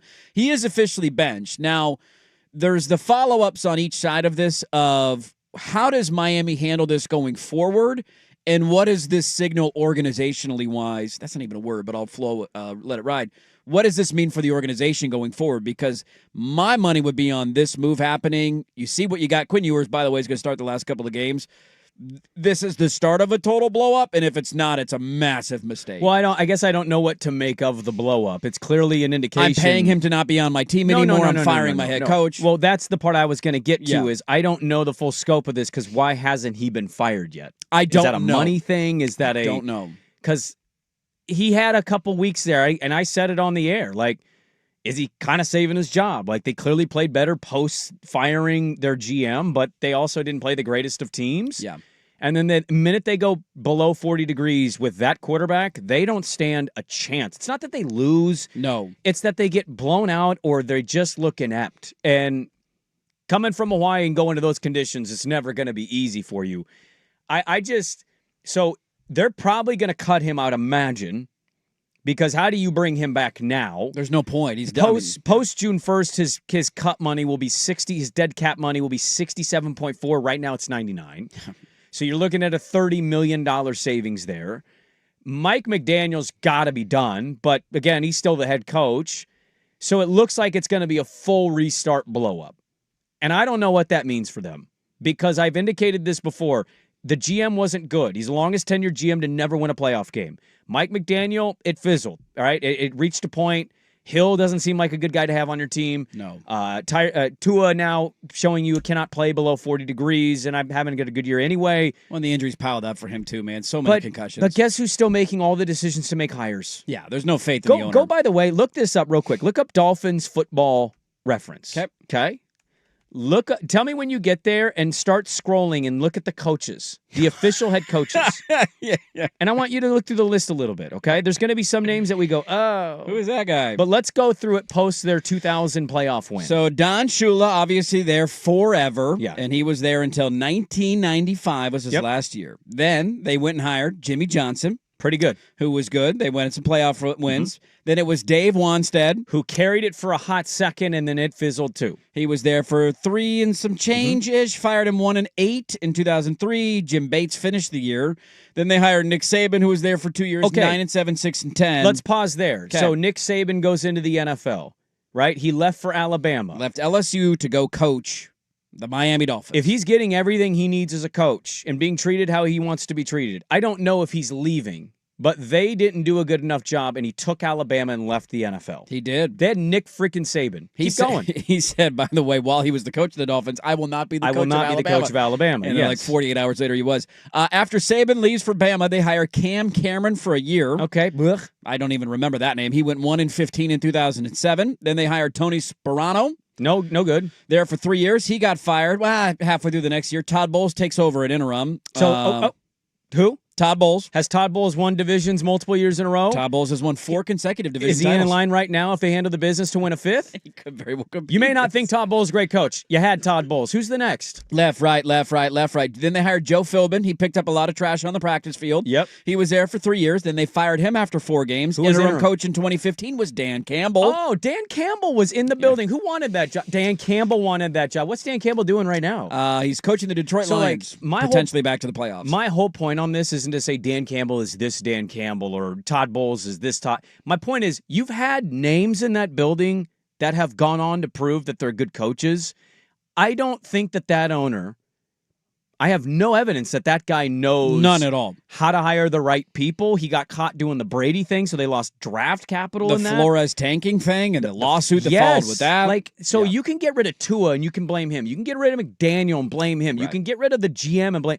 Who's still running the show? They have the longest drought, don't they, in professional sports for not winning a playoff game? They haven't won a playoff game since 2000. 2000, they beat the Colts in overtime. And then Pennington was a wagon in 01, and they got smoked by the Ravens at home, and they haven't done squat since. So, blame this guy, blame that guy. The guy in charge of all of it is still in charge of it. Yeah, you're not wrong there. This isn't a Tua problem. It's not a McDaniel problem. It's an organizational problem, and it has been for a long time for them. So even when I sit here and advocate for blowing it up because you're not going anywhere, I don't disagree with the point at all if you're a Dolphins fan.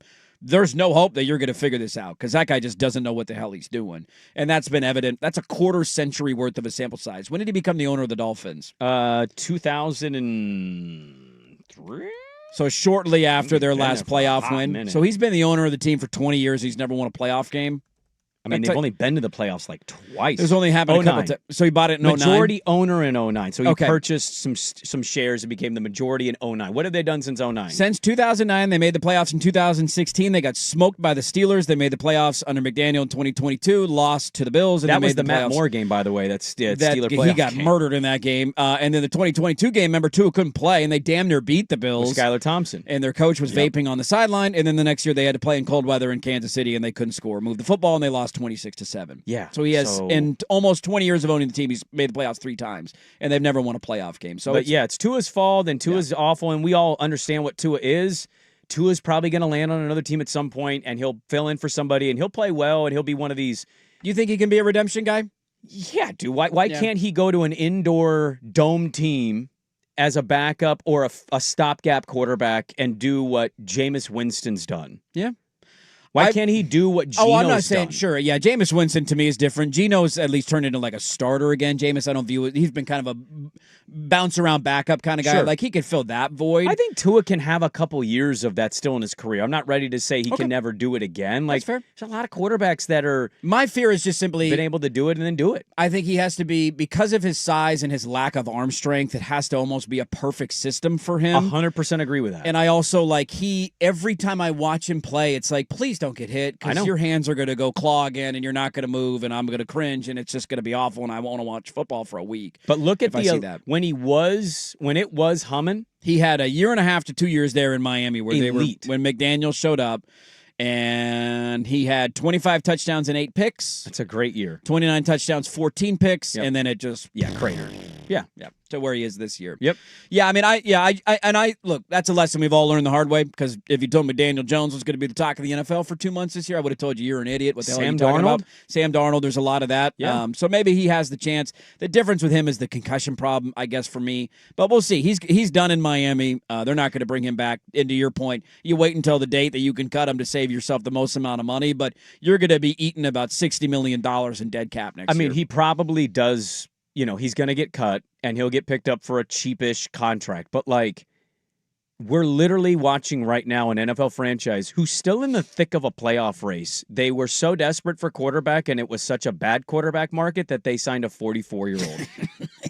So, the idea that he won't pop back up in our lives as a competent starter somewhere. After signing, by the way, Daniel Jones, too. That was the first. So, we shouldn't, we don't have to love Tua, but we can't dismiss the idea of it. Nope. Prayers up to Emmanuel Acho. Tough day for him. And if you're a Dolphins fan, I would just ask, why at this point? Should we troll Emmanuel Acho? Yeah, I think we can send him a tweet. Sure. You good? He's probably and then put a Herbert gif with it. Yeah, I'll do that. I'll put that at Dirt and Sprague. When a guy's balling out without his 2 tackles and somehow carrying his franchise week in and week out, and with a broken hand, with one functioning hand and the worst offensive line in the last 20 years in the NFL, and they're the top wildcard team in the AFC. Remember when they lost to Jacksonville and everybody said there's no chance to make the playoffs? This team's done. How'd that turn out for him? I'm gambling on this weekend, by the way. We got the Swagger Bowl this weekend. Did you know that? What do you mean? We got the Swag Bowl. Chargers at Cowboys. Yeah, here's the tough thing. And I look, Swag is, you call me out for my lack of medical vocabulary here. Your vulva? It's uvula. There's been 2 things. I want to get a taste of what that. How big does that feel? Excuse me? I don't think you want to. What? What? 2 inches is a lot, buddy. I was going to say, I don't even want to say it anymore. You don't want to say it anymore? Just, Were you questioning his Charger fandom? I've become Soccer Sprague finally for the first time in his life. He never would have imagined I've done this. You guys were texting Saturday. I woke up to 2 texts from you 2 idiots on Saturday morning. The keeper for the Spurs was just in another world. Your defense was egregious. That too. Your passing was egregious. You guys Why are they up? trying to build from the back when they're playing a high Your press? team has been floundering. I understand this. Right. Shut up about the sun. Shut up. So now you about understand the my sun. enthusiasm to wake up at 4 a.m. to watch that. But I have crap on a finally Saturday gotten morning. into your world, and you've punted on your time watching it, and then you're a Charger fan, but you don't actually care if they win or lose, and you still like making fun of the Cowboys. It's been disappointing. You don't care if they win or lose? I don't think he does. Yeah, It takes I a do. long time to get there, I think, as a fan. When the Cowboys lost big games, he'd come in and, he'd huff and puff. And Chargers win or lose, there's no Now, mood difference I at all. don't go to the extent that I will, and I think part of it is it takes time. It does. It takes time. It's still a new relationship. Still a new relationship. I'm not expecting the world yet. What does that even mean? I'm not expecting opposed the to- world yet. Yeah, look, I've been with the Dodgers for 40 plus years. I've seen 5 World Series titles, and when the bullpen in June is a gas can, even if you have a 10-game lead, I'm worried about that. I think that's the only team in all of sports you really care about.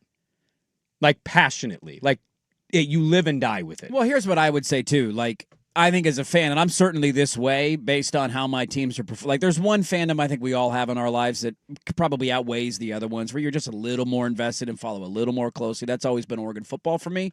And the other ones are determined on, like, when the Dodgers were in the McCourt era, in like 2005 to 2009. Yeah, because where you were knew- you at as a fan? I was frustrated. You're that frustrated, the but you're league not wouldn't living step and dying in. with How every did game, you and give you're- this guy a team who bought it on a credit Did card? you watch it, though? Did you have extra innings pass and all that? Yeah, I think I had it then. Well, you had the package, but by the end of Yeah. the year, you're tuning out of those But games. you also know it's like, Of course you are. We all are. So I think that's the other part of it too. Like the Dodgers have the hold of his attention, and rightfully so. They're a dynasty in baseball. They're going to win another championship next year. It'll be 3 in a row. Like, yeah, of course that's sucking up all of his attention as a sports fan. So I'll defend him a little bit there because I think we're all that way as sports you fans. watch with a different level of critical eye when you know this is supposed to be. You have a chance to do something. Yeah. Yes. So you want all the details buttoned up in the middle of the season. You don't want any holes. You don't want anything. Whereas the Chargers right now, boy, if they make the playoffs and they even win a playoff game with that offensive line, you don't have a tight end you can count on. You're rotating young. Yeah, would you shut up? We got to go. You all right? brought it up. You guys want to talk about vulvas more? I own it all. Status story coming up at 9:15. We'll get to that. I want to stick in the NFL and a take on another quarterback who just, happens to fit into this segment we're doing right now. We'll talk about that and some other NFL nuggies next on The Fan.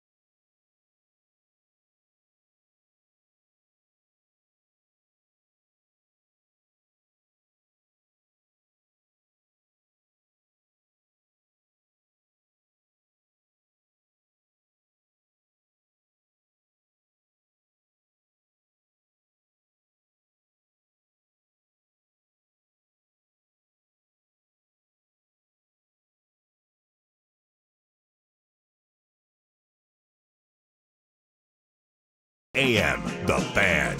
Well, you can't count on much these days, but you can count on Swag only seeing 3 World Series titles because one of them was COVID and it doesn't count, and the other one he didn't watch Game 7, so listeners pointing out, you've really only seen 3. You can also count on Sundays with the NFL on CBS and Paramount Plus.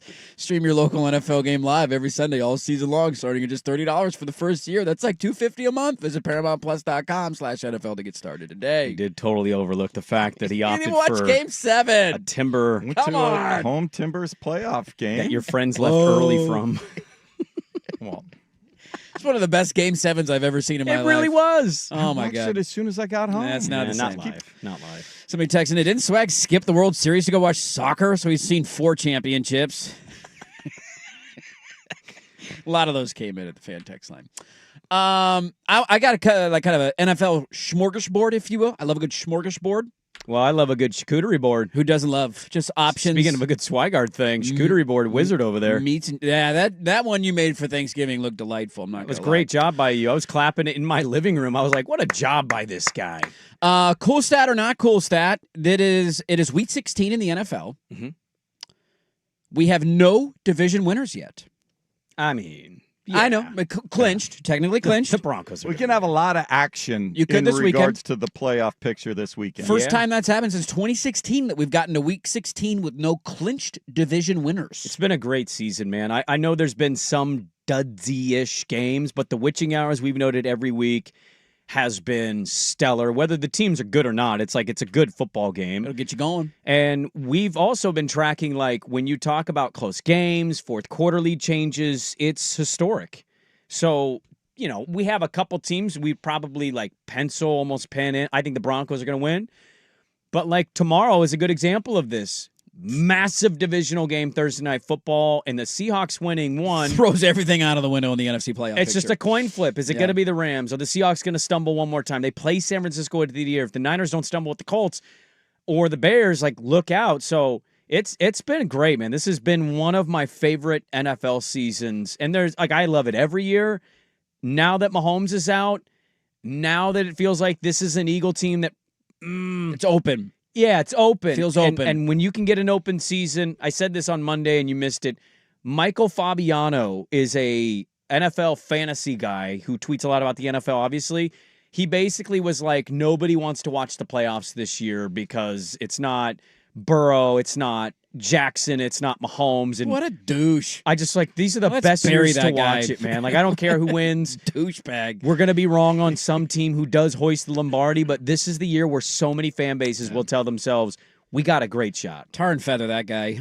The Lions, the Browns, and the Ravens. That is the remaining schedule for one NFL team.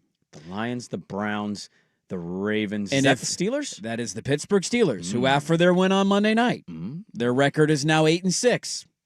What does one more win mean, Brandon Sprague? Means over 500. And with one more win this season, they would set the NFL record for consecutive years with a record above 500. The only team that's tied with them currently is Swag's former lover, the Dallas Cowboys, from 1965 to 1985. They won. They had a winning record for 21 consecutive years. The Steelers' mark is at 21 consecutive years. Do they get one more win? Yes, they're beating the Browns. They could also They're not losing to the Browns. they could easily lose to the Browns. No. They on the road, that No. defense, Aaron Rodgers will snap in half with Myles Garrett hitting him. No. That can definitely happen. Yeah, then Mason Rudolph will win the I'm game. just saying that could definitely Stop happen. it. Don't spray this The right now. They're Steelers- going to win that game. I don't know about the Lions. I don't know about the Ravens at the end of the year in Pittsburgh. They will not lose to the Browns. They lost to Joe Flacco and the Bengals this year. I'm just Joe saying. Flacco is elite. I'm just saying. Is Shador elite? He can't keep his play card It's on a his fun wrist. thing to watch in the last 3 weeks of the year of do they actually do it? Because I don't think they're going to win this weekend. They're in Are Detroit. you worried about Isaiah Bond going deep? No. What's the concern with the Brown The game? concern is the Browns have one of the best defenses in the NFL, win at home, especially outside of the Titans game a couple weeks ago. I was going to say, the Titans line didn't- too. Well, the Titans just kind of shredded the Niners too, so maybe the Titans are finding something Garbage offensively. touchdown. They were at all right? 17 all game. I mean, they were moving it most of the game, but I digress. Yeah. The NFL is the NFL. They could easily lose in Cleveland. The Pittsburgh Steelers are not that good. I'm not overreacting to them beating a Hawaiian quarterback who can't throw the ball in cold weather. That's not. I'm like, you're not getting me over my skis with that one. They're not losing to Cole the scoring Brownies. 4 touchdowns in a row. I know what you're trying to do here. You're trying to reverse jinx your reverse jinx, and you're trying to finally be right at the end of the year that this is the year that the streak ends. Let me ask you this. But they need one more win to set the NFL record. You know what's become a tradition? Much like the Chiefs being in a conference championship game or the Eagles emerging, right, whatever. A tradition has become in the National Football League. Should you be happy and okay with this? And that's Mike Tomlin barely getting over 500 every year, getting in as a wild card or winning in a year where your division's dog crap and then getting pummeled and having no real chance at legitimate contending. Yeah, nobody takes him seriously. So, like, what are we to do with that? It's a cool note. What would you feel as a Pittsburgh Steelers fan? It would have been cool for the first 10 years, and now at this point it would have run its course. I would be not happy as a Steelers fan. Because the last year they won a playoff game was 16, and in that run, they got to the AFC title game. Yeah. They beat Matt Moore. Yeah. We just talked about it. Miami was one of the playoff I'm not going to act like that, and then they got destroyed in that AFC title game. We watched that in Vegas. So it was terrible. I don't know, man. Like, he obviously is a good coach, but what's the minimum GPA you need to graduate?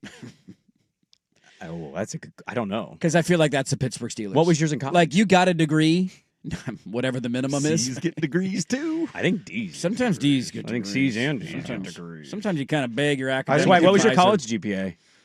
It was around 3.2, 3.3. Suck it, baby. And it was 3.6 in my major.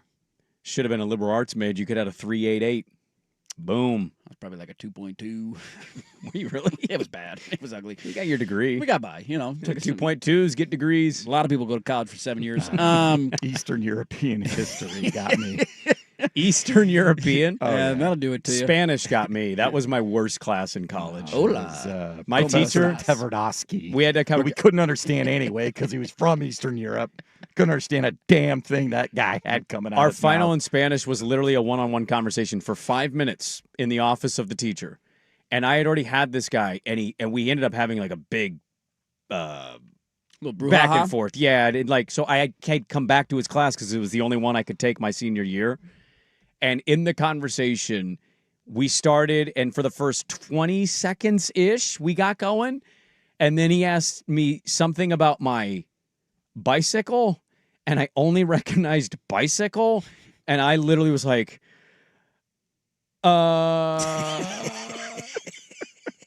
Uno, L, and he stopped me and he goes, "What do you need in this class? What grade do you need?" And I said, "I just need a C-, and I graduate." And he goes, "Get out of my office. You have it. Good luck." Please, for the love of God. He hated me that much, but also Never never come wanted. back. He was the principal and problem child. Yes. And I was the redheaded kid. I never want to see you again. He was Gilbert Gottfried, and I was the redheaded kid with freckles. That sounds like how Steeler fans feel about Mike Tomlin right now. Just get out of here. All right. Just, great run. See you later. All right. It's been fun. They need one more win. I do have some audio I want to play on the other side, but one last note on this, see if this blew your mind like it did mine.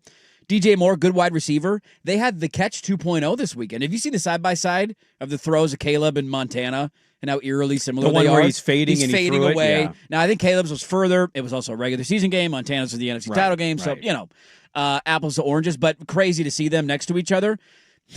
This blew me away. Do you know where DJ Moore went to college? Oh, God, no, I forgot. Swag, you want to take a guess? Are you saying he went to the same college as Dwight Clark? No, I'm not saying that. Oh, okay. I didn't remember where he went to college. Yeah, where did he go? He went to Maryland. Maryland. Played at Maryland. I wouldn't have guessed that. He was at Maryland for 3 years. Okay. Their records 3-9, 6-7, 4-8. He was then drafted by who? Chicago. Carolina Panthers. Oh, that's right. That's right. Big trade. Bryce Young. Sorry. He went 7-9. Yeah. 5-11. 5-11. 5-12. 7-10. He then gets traded to Chicago. That's Chicago right. Bears. There you go. First year in Chicago, 7-10. Second year in Chicago, 5-12. What do all those things have in common? They're all losing records. Yes. This is the first time in DJ Moore's career since leaving high school I was going to say high school was probably the last one. Right? that he will be playing on a team with a winning record. And his first year in college was 2015. See there at Maryland in the Ralph Friedgen era? Was that Whoever when he was there there 15 through 17. I didn't watch a single Maryland football game in 2015, Actually, 16, I or think 17. Ralph Friedgen actually won a couple of games. Wasn't Loxley there at the end? Because he's been there for a hot second. I'll see. He's been terrible. There was somebody else there. I don't think. Talk about Andy Dufresne crawling through the. I mean, just like, dude, yeah, Yes! Finally got a winning record, man. Did you see the quotes on that catch, by the way? I didn't know. DJ Durkin and Randy Edsel were his coaches. Oh, he got Edsel. That's right, Okay. Edsel. Caleb basically was asked about it, and he goes, I got an arm where I feel like I can make every throw, so I didn't doubt myself there. DJ Moore's perspective was, I couldn't believe he threw that ball. Yeah. It didn't make any sense. And then I saw it and I went, I can't drop this pass. This is perfect. And then I think it was Colston Loveland or Komet. One of them was basically like, I thought it was to me because DJ wasn't supposed to be there. And then I went, I'm not catching that. And I turned around and DJ was there. That sounds exactly how that play looked on TV. You're like, no. Oh, hey, whoa, Yes. that was unbelievable. Nice touchdown. Some more NFL with some audio on the other side, but first, Sprague with Sports Center. This is Dirt and Sprague. First round week of the college football playoff is brought to you by Video Only. Now, from the George McCoy and Warren Allen Sports Desk, a Sports Center update on the Fan Sports Network, 105.1 FM and 1080 AM. First on the Fan, the Knicks are going to add a banner to the rafters of Madison Square Garden for the first time in over 50 years. They win the NBA Emirates Cup in Las Vegas, 124-113 over the Spurs.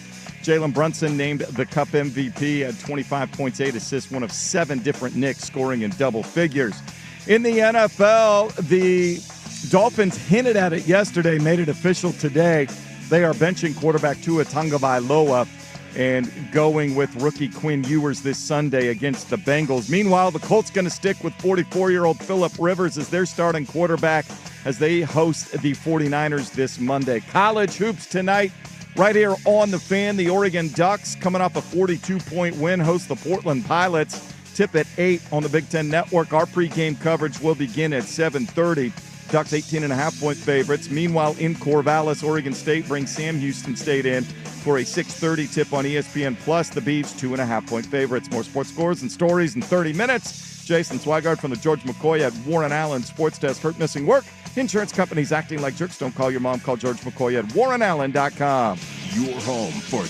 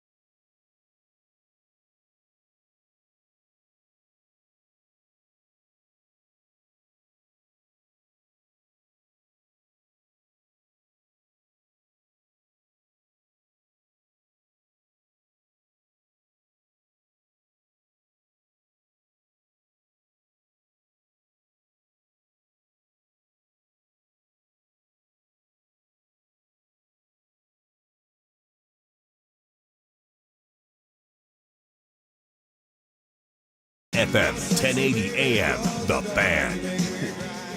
Steelers fan chiming in. As a Steelers fan, they're 100% losing to the Browns. It's just the way it is. I love that.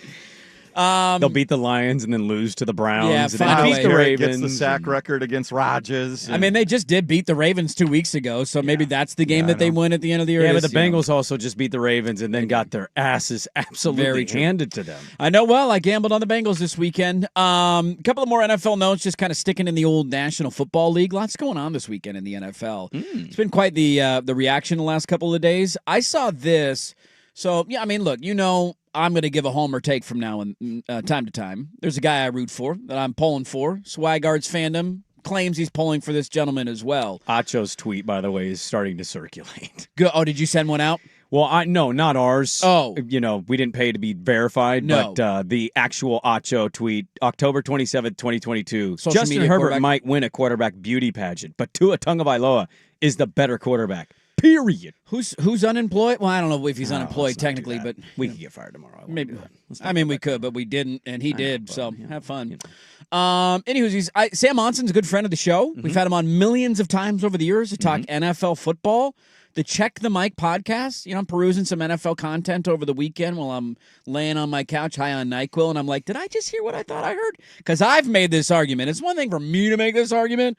It's another one for somebody plugged into the NFL to make this argument. Sam Monson on the MVP race in the National Football League.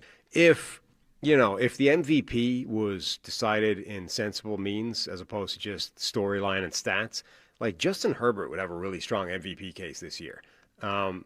12 different offensive line combinations. He's been pressured basically more than any other quarterback in the NFL. PFF has Justin Fields with a slightly higher number, but Justin Fields is the type of quarterback that gets pressured more than anybody else just because he's a bad quarterback. Holding it forever. That Right. includes plays where you're scrambling or vacating the pocket. Herbert's not doing that. Right. Justin Herbert's is like a legitimate league-leading pressure rate because his offensive line is hot garbage. Justin Fields is, I'm a bad quarterback, so I get pressured a lot. Those are two slightly different data points. But despite being pressured basically more than any other quarterback in the NFL, Herbert is out here dropping, lasers left, right, and center at every game, being the difference between winning and losing when it happens, with his, fake broken hand with the, plates and screws and stuff bolted in it to make it look like it's a prosthetic. Like, he's out here playing incredible football week on week, despite being battered, coming off that game where you're like, if that sort of, how much of an ass kicking you took the week before is ever a factor the following week, you would be like, this is the week. It's going to be a thing.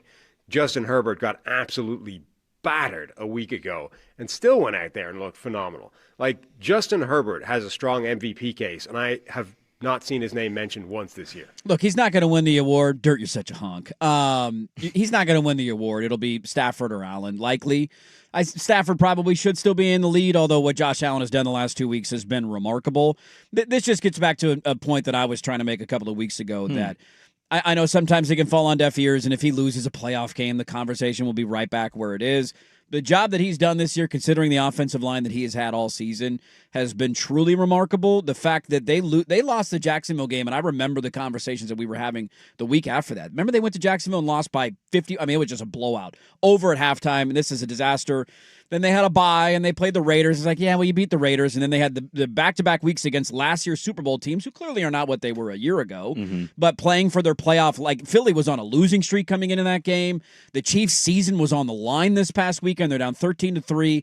That's just for me to take a brief moment because I wasn't here on Monday to carve out some time to give my guy some credit because I think he's having an unbelievable year with a broken hand and the worst offensive line in football. Yeah, I think the way we distribute that award is it is interesting. Like, Burrow was in the real conversation for people, and they weren't a playoff team. Last year, yeah, because And his numbers were unbelievable. Yeah, I mean, they're historic. Yes. And that's Joe Burrow, though, right? Like, not that Herbert hasn't earned this in the NFL. He clearly has, but there's a credibility factor from going what you did in last year college to Super Bowl year 2 AFC title game loss, right? Like, and so Justin has still built a lot of this up. He had a good career at Oregon, and he goes to the Chargers. He's inserted because of a needle before a kick, and he's only accelerated up as a franchise quarterback, and now he's got Harbaugh. But, like, I think to the point of the MVP is we don't properly award that particular trophy, I think, right every year. We do have years where it's like obvious, and it's Lamar Jackson, right? Or Mahomes if he has 55 touchdowns or whatever. But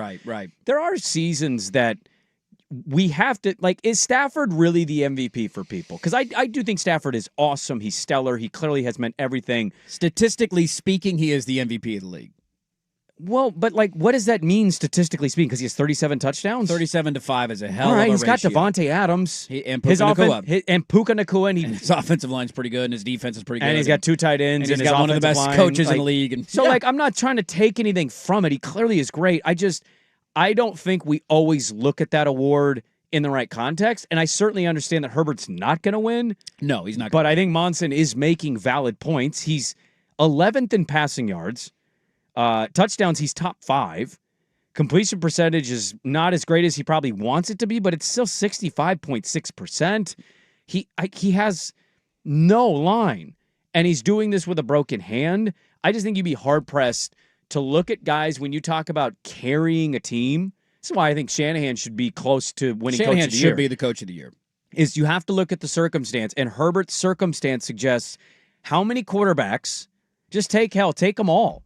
How many of the quarterbacks in the top 10 of almost all these categories, if you dump them with no line, and your best target's Ladd McConkey, how many are sitting where the Chargers are sitting? With the number 1 wild card spot in the AFC. And I don't know if that holds. Like, maybe they slip. Maybe Buffalo catches Is them. Lawrence doing that? I don't think so, no. Okay. Jordan Love? I don't think so, no. Okay. Sam Darnold? I don't think so, no. Drake May? I don't think so. Patrick Mahomes is out because of no line. Dude, he lived in Herbert's reality the last 2 weeks, and go look up his stat lines. It was a disaster for them offensively. He threw 4 picks and no touchdowns. We saw Jared Goff on Thanksgiving when his offensive line couldn't block the Packers. Dak? That's kind of the point I'm making is you also should be looking at some of these things from year to year that way. It shouldn't just be as cut and dry of, well, who has the most yards and touchdowns and maybe fewest interceptions? Like it's just kind of sometimes it's a cop-out. A lot of years it's right, but that's a really good point by Monson that I hadn't really considered because when I thought MVP, I think Allen, I think Stafford, right? For a minute there, Dak was kind of in this conversation. Yeah. Drake May. Dak still leads the league in passing yards, but some of the other stuff has slipped. Jordan off. Love is getting some of this, right? But like I hadn't really put Herbert in it until I had heard that clip from Monson. Yeah, it's just, look, he's not going to win the award. I don't know where the Charger season is going to end, but I just think back to conversations we had. Like when Slater went down, that was almost a nail in the coffin for some people looking at their season. And then you lose Joe Alt. And if I just look at the roster on paper coming into the year and I ask you, who are the 4 best players on the Chargers on paper? 2 of the guys you include in that list are their tackles.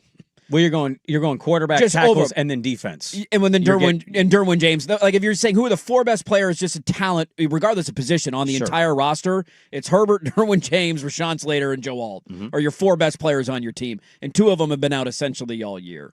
And they're still sitting there with 10 wins. They win this weekend. They're essentially guaranteed a spot in the playoffs. If the Colts lose this weekend, that also helps their case because there's not a lot of the wild card teams. So they might slip in who they play in the matchups and all that. He's tough. He's playing through a broken hand. He's got no offensive line. It's a moment to give him the flowers that usually these things in his career have piled up for him and it's gone the wrong way. And then everybody says, oh, here come the excuses on Justin Herbert. And it's like, well, no, it's just facts. Like Mahomes isn't in the playoffs this year because everybody else wasn't good enough around him. It's not his fault that his team isn't in the playoffs. He's still an elite quarterback. They just slipped a little bit defensively, and the receivers got hurt, and the offensive line got banged up. And Mahomes is not the reason that they're not there. Those aren't excuses. They're facts. And this is the year where Herbert's been able to finally buck that trend and say, you know what? It doesn't matter that my offensive line sucks. It doesn't matter that I'm throwing to Ladd McConkey. I'm still going to find a way to get us into the playoffs, and their defense has been outstanding. And we'll see what they do going forward. But if they find a way to win a playoff game, get that 5 seed, beat Pittsburgh, hell of a year for them, and then the rest of it's kind of icing on the cake. I want to get to a couple of random rumors out of the National Basketball Association. What? I got an NBA segment for you today. You, Hardwood. Stat or story? Thanks whoever distracted Swag during that segment so he didn't yell at me. We're back after this on The Fan.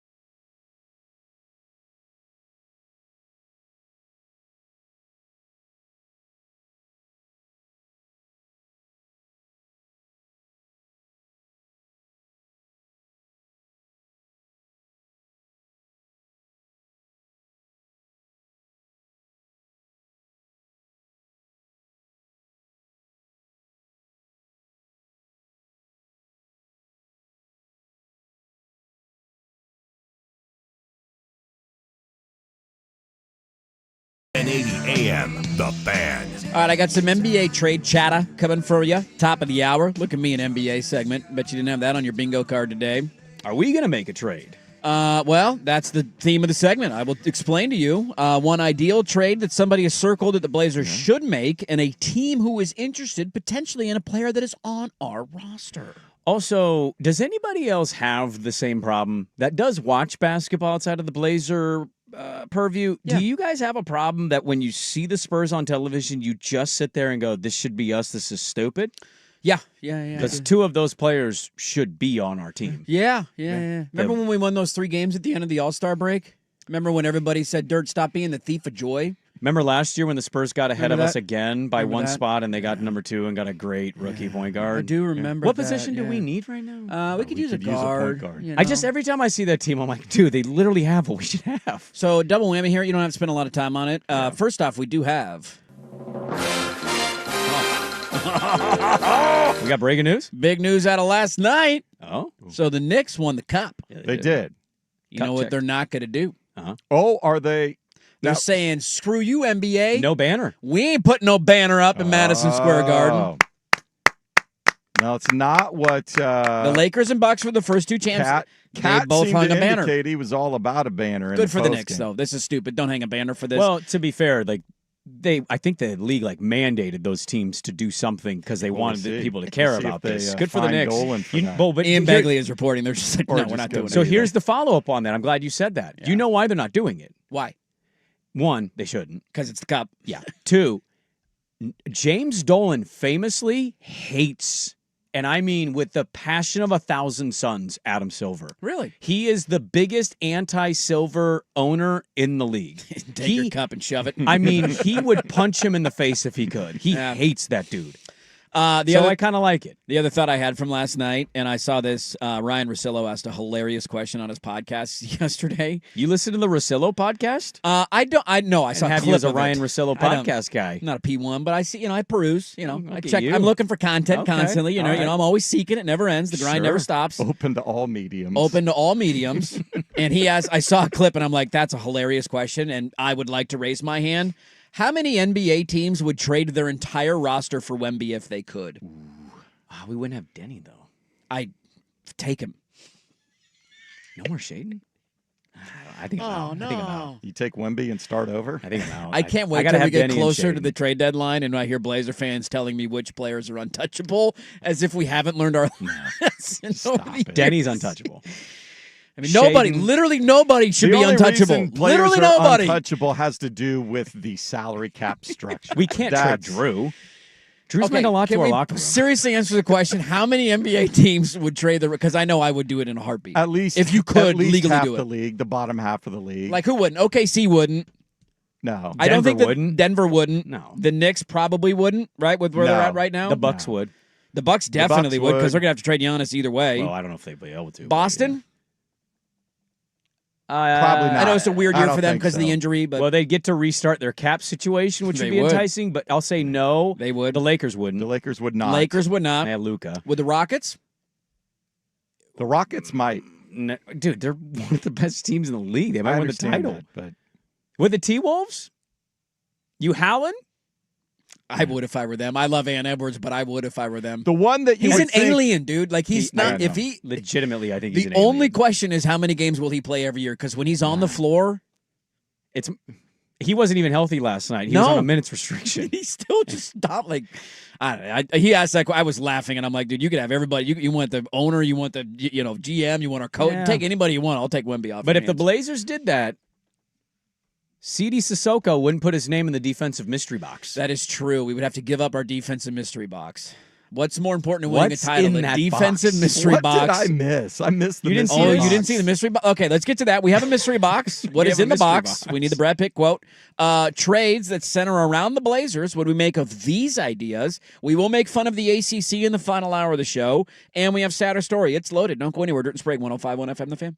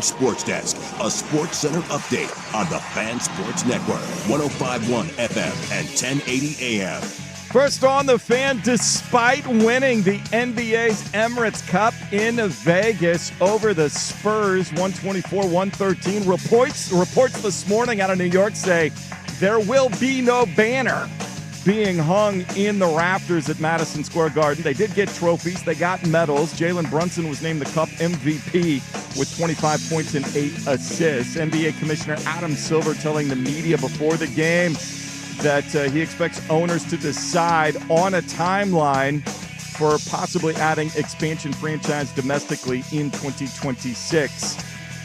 News out of the NFL from Miami. Head coach Mike McDaniel hinted at it yesterday, decided today they will bench Tua Tagovailoa this Sunday against the Bengals. Rookie Quinn Ewers going to get his first start. 44-year-old Phillip Rivers remains the starting quarterback for the Colts for at least one more week. They will host the 49ers on Monday night. More sports scores and stories in 30 minutes. Jason Swigard from the George McCoy at Warren Allen Sports Desk. Hurt, missing work. Insurance companies acting like jerks. Don't call your mom. Call George McCoy at warrenallen.com. The home of prime.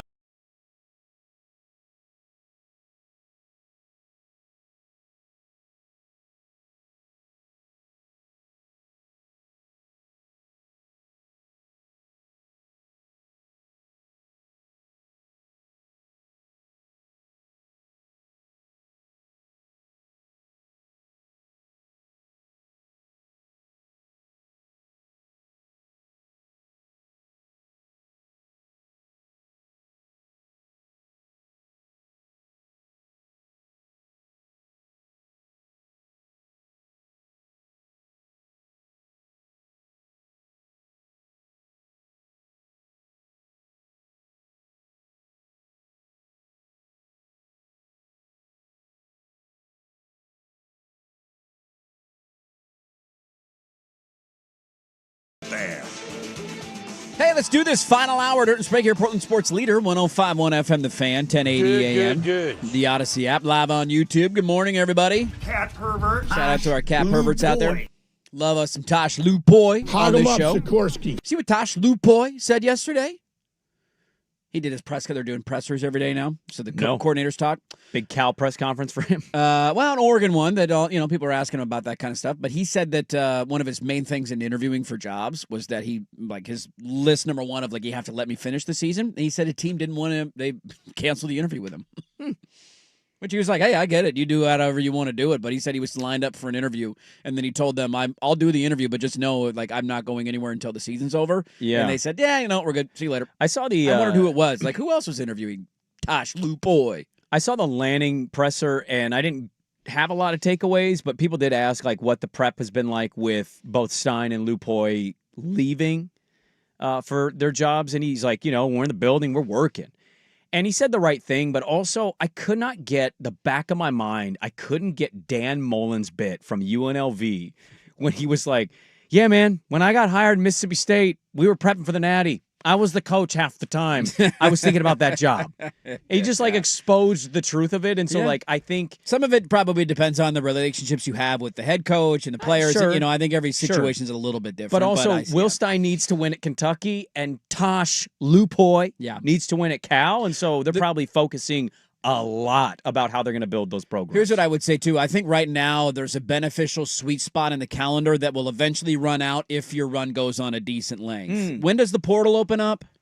Is it January? I'm so tired of I can't remember dates. if it's right after the quarterfinals or the semis. Yeah, it's either there's the some second stupid spot or in the there. January 10th. 2nd. So it's open the 2nd through the 16th. If Oregon beats Texas Tech on the 1st, this will become a much bigger thing, because that's when they're building their rosters. Yeah, and that's not calling people. But what I would say for conversations. right now in this sweet spot of it's the holidays, you're calling and filling out a staff a little bit here or there.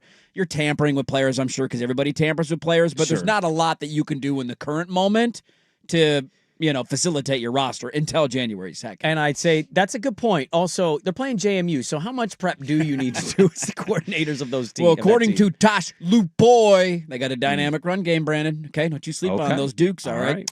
We got a lot to get to. If you thought the ACC couldn't get any dumber, God, what a joke. Hold my beer. We'll get to that at the bottom of the hour.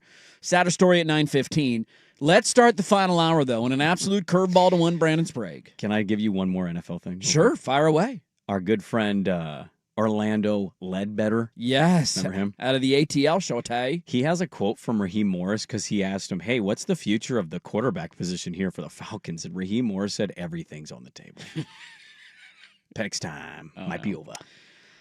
Look, I was a Penix guy coming out of college. No quarterback has ever scared me more in my fandom than having to face Michael Penix, and I went more than Andrew Luck. More than Andrew Luck, yeah. Oh, okay. He just every time he threw a deep ball, you're like, that's going to be on the money, and the guy, I don't care if he's double covered, he's going to. Oh my God, it did it again. Yeah. And we had to play Cam Newton in a national title game. We actually held Cam Newton down in that game. That's a one-off game. That was a one-off game. I had to face Michael Penix 3 times, and it was not fun. I don't. But that should be their approach. Kirk Cousins is obviously. I mean, they need to blow not the whole thing up, I would say. The concern about Penix coming out was, 1, his age, and 2, his health. Yeah, and his lack of mobility to a, So, yeah. Not off to a great start, but I'm rooting for him to be successful because I'm not one of those weird people who roots against guys when they get to the pros from other schools. I'm going to throw a couple of NBA trade nuggies at you. No Lucy, by the way. That sore throat No kicked Lucy. in, so. Yes, her sore throat will not allow her to be on the air today. The Bleacher Report, I don't know why I said it that way. The Bleacher Report came out with an article. The Bleacher Report? The Bleacher Report, the official, not the fake. I was going to say, is there a fake It's one? the real Bleacher Report, okay? They came out with an article, 1 trade every NBA team would make if the deadline was today. Can I throw at you the trade the Blazers would make? I'm going to put up the Wemby poll question, by the way. Okay, would you trade your entire roster for Wemby? And if you answer no, let me just say this outright, you're a moron. Here's the trade. We got an all-star. Would you accept this deal? Okay. We are sending out Scoot Henderson. Okay. Matisse Thybulle. Okay. Tease. Chris Murray. And a 2029 first-round pick. That is our package. Is that one of the Bucks picks? I don't know. It just says 2029 first-round I assume that's pick. one of the Buck picks. Probably. Swaps. Yeah. We're swapping it up. And we are sending that package to the New Orleans Pelicans for Trey Murphy. You know, you wouldn't need Trey Murphy if you drafted Cedric Coward. Yeah. I just want to point that one out. Hey, where's Young playing, by the way? Right He was now? with the remix. By the way, did you see Klingon down there coaching him up? That was kind of cool. They do, Hold All That's put out. really cool. They do a Children's Day where they play early and There kids was like go a to the ton of game. kids there I the love other that, day. dude. They should be doing that every time. Dame was at a game the other night, too. The team goes to the games. They hang all out. support the G League process, but The video of Klingon coaching him up, like, that was real. That was, I mean, okay, back to my point. Yes. You wouldn't need a Trey Murphy trade. I digress. Where there's 4 assets because you would have drafted the Trey obvious Murphy, guy. for those who don't know, 6'8" and shooting 3. That 6'8", potential wing. deal, I shrug my shoulders. 21 okay. a game this year, No, he's at 36% from 3. That's all fine and dandy. what's his contract? Let me look it up. That's another big part of that.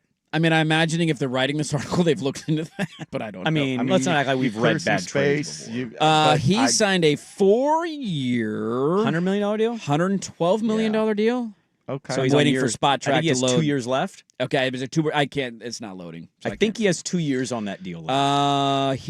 No, this is year 1 of the deal. So Oh, he's under okay, just contract for kicked in. 3 more years. Okay. So 25 this year, 27, 29, 31. Look, Chris Murray, sure. I mean, who cares about Chris Tease, Murray? whatever. The pick, and then you're going to punt on your 3rd pick overall from a couple years ago, and a 29 buck pick. Will Scoot Henderson ever be better than Trey Murphy? Well, that's not the question. Don't hold on to your prospects. Isn't All that I'm the lesson asking we is learned? like, if that's what it takes to get Trey Murphy. I mean, look, Sure. back to the point. Here's what I would say to you, because this is something that I want remember. the length, I want the defense, Right. but like I remember arguing this in the offseason of like, wait a minute, Desmond Bain for 5 first-round picks? And the takeaway was that's the price now to go get guys. well, it is for some teams in desperation hour. The Knicks traded 5 for Bridges. should we be desperate? I mean, we should be aggressive. I want to be one of the 4 teams in the Are we West going to buy in or sell? contention. Are we going to buy or sell at the deadline? There's a very good chance we do neither. Like, and probably more likely sell because you got Rob Williams on the expiring, right? He's somebody that could be sitting Well, there. Let me ask you to this. So the other Okay. trade. So you guys are you're a on that one. That seems like a general It doesn't jack me up. Okay. I'm not opposed to it, but it doesn't jack me up. I don't think you're losing a anything lot. significantly changed for the future of the franchise. Chris Murray kind of because of it. sucks. Matisse Thybulle's barely played. 2029 first-round picks 4 years from now. So when we get the pick, it's amazing business by us. Now we're just shelling it out with our third overall pick from a couple years ago to go get a rotational good wing. I'm hopeful. And now we're all in on that? I'm not saying all in. I have a counter. How about we start asking out loud, why are we attaching the third overall pick with 3 other assets to go get a rotational guy? Like, that should be a big conversation for every fan and media member. Hey, are you saying people should be critical of the organization? Because I've certainly done that, and people call me a hater when I do it. I shouldn't get too over my skis. This isn't even happening. It's a fake hypothetical trade. I know. What am I but it's still fun. I knew this would get you going, right? Thank you. How about this one? Great. According to Jake Fisher, Oh. friend of the program, former friend of the program. Well, kind of a friend of the program. Kind of, maybe. He's hard to get on. He's an acquaintance of the program. There you go. One general manager I've spoken to went as far as to say that the Bucks have convinced Giannis that they're going big game hunting. No. They're trying to entice Giannis to stick around, which they don't have a good lot. luck there. Yeah.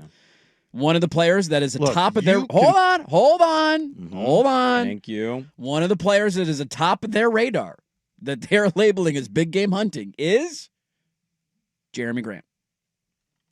That's their big game hunting. That's one of the players atop their big board. I think they call Gary Trent Jr. big game hunting as well.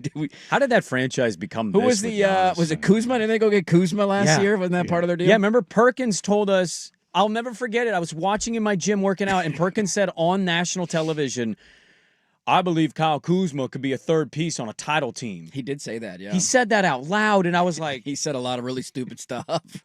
maybe his pink sweater could, but not actually the player. Maybe that's why Adam Silver hates ESPN. And by the way, I think the Bucks are desperate, but also they don't have a lot of options right now for Giannis because it takes so much to trade, and in midseason trades are tough. What do they even have that we would want in a Jeremy Grant trade? Do they have anything that's appealing? Well, no, because we have their picks. We have their picks, so they don't have a lot of draft picks. I mean, Hollins? And you got to make the money work, and Jeremy Grant makes a decent amount of money. You want AJ Green? The wide receiver? These are not exciting moments. So that's where we're at. Cole Anthony's there. Why would they take need a Jeremy guard. Grant's contract on to just not change their circumstance in any way in the East? How about we trade him for Thanasis and then sign Giannis as a free agent? Well, do you want Giannis? You bring in the brothers. You bring in Thanasis. You know what I mean? What's the other one's name? Is it Costas or something? I don't know. Isn't it Alex? Costas? Alex? I don't know. Wait, there's Giannis, Thanasis, and Alex? One of these is not like the other. Maybe think they'd stick in the theme, you know? What's the theme? Not Alex. Greek. Alexander? Where did the great come from? That's true. Maybe he is great. Maybe he's the best one of the bunch. What do I know? We'll put up that poll question. Would you do the trade for Trey Murphy? But yeah, the Jeremy Grant thing just made me laugh because their GM said that when somebody said they were going to try and go big game hunting, and then this Jeremy Grant was the top name on the board. I mean, there's a reason the Jeremy Nuggets... Grant's having a good year this year. I don't want to take anything away from him. He's been really good for the Blazers this year. The key after to- being horrible last year, but The key to the star, man, you got to go the brothers. The Nuggets have given the Jokic brothers like courtside seats for life. yeah, let's go get Thanasis. Yeah, it's Costas. Thanasis. Giannis. Costas.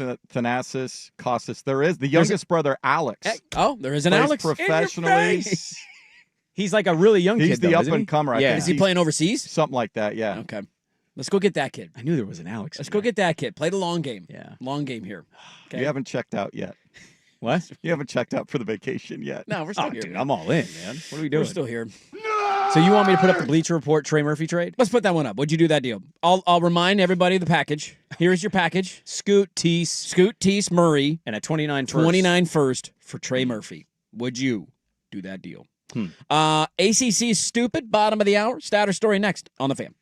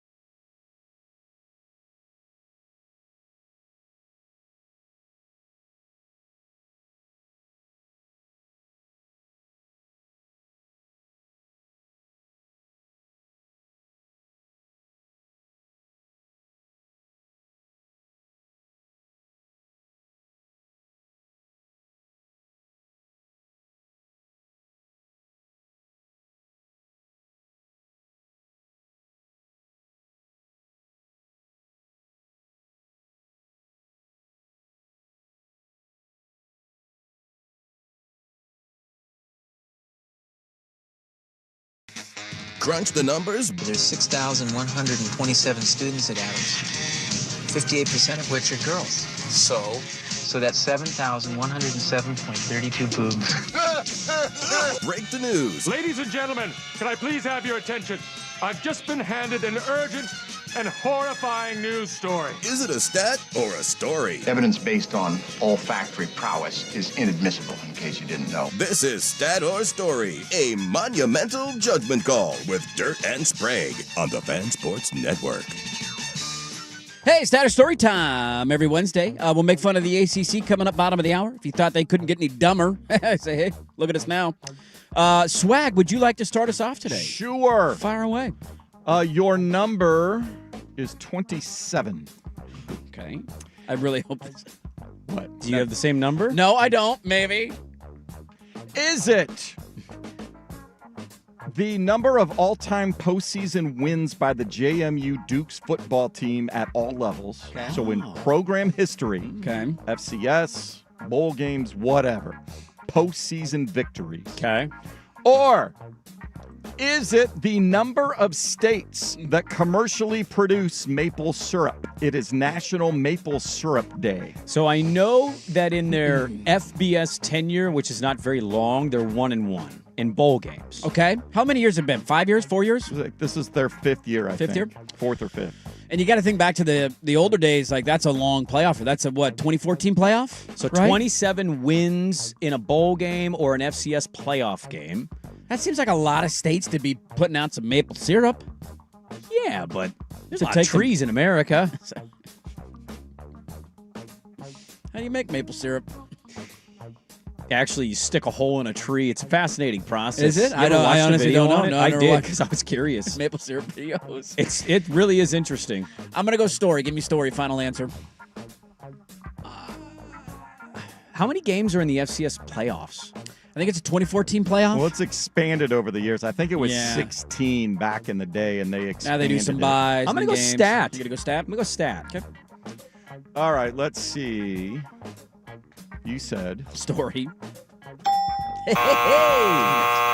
JMU has 25 postseason wins. All time, they are 25-17. They won 2 FCS national championships in 2004 and 2016. The most wins they ever had in a season was 14. And this is their 9th 10-win season in program history. Man. No, there are 27 states that commercially produce maple syrup. I love maple syrup. I do Washington too. and Oregon, the only ones west of the Rocky Mountains. Yeah. They're the only ones, huh? Yeah, Got and them it's trees. very, very small production. In Oregon, less than 100 gallons. Washington, 150 or so You really gallons. should look up a video of how to do maple syrup. It is kind of fascinating. Yeah. Who figured that out? Well, the way they do it, I don't know who figured it out because you jam a thing into a tree Yeah, until you it put a bleeds tap into a bucket. into trees and Yeah. get the sap out, and Then it you takes heat it. an Like, enormous Who amount of sap thought to of make. that? Like, let's eat this. Yeah. It's a What's- gooey thing coming out of a tree. It's got to be up there of weirdest random things a human has discovered that we could be eating, right? Yeah. Vermont, by leaps and bounds, produces the most. It's over 3 million gallons annually. You know who else does? Canada loves me when I come. Well, Canada produces 70% of the world's maple syrup. I got a lot of maple up Yeah, there. the United States is like 8%. I'm not going to pretend I don't have that log cabin Costco bundle at my house for my picky ass kids, but I only consume maple syrup if I dabble in the syrup business. Me too. I love it.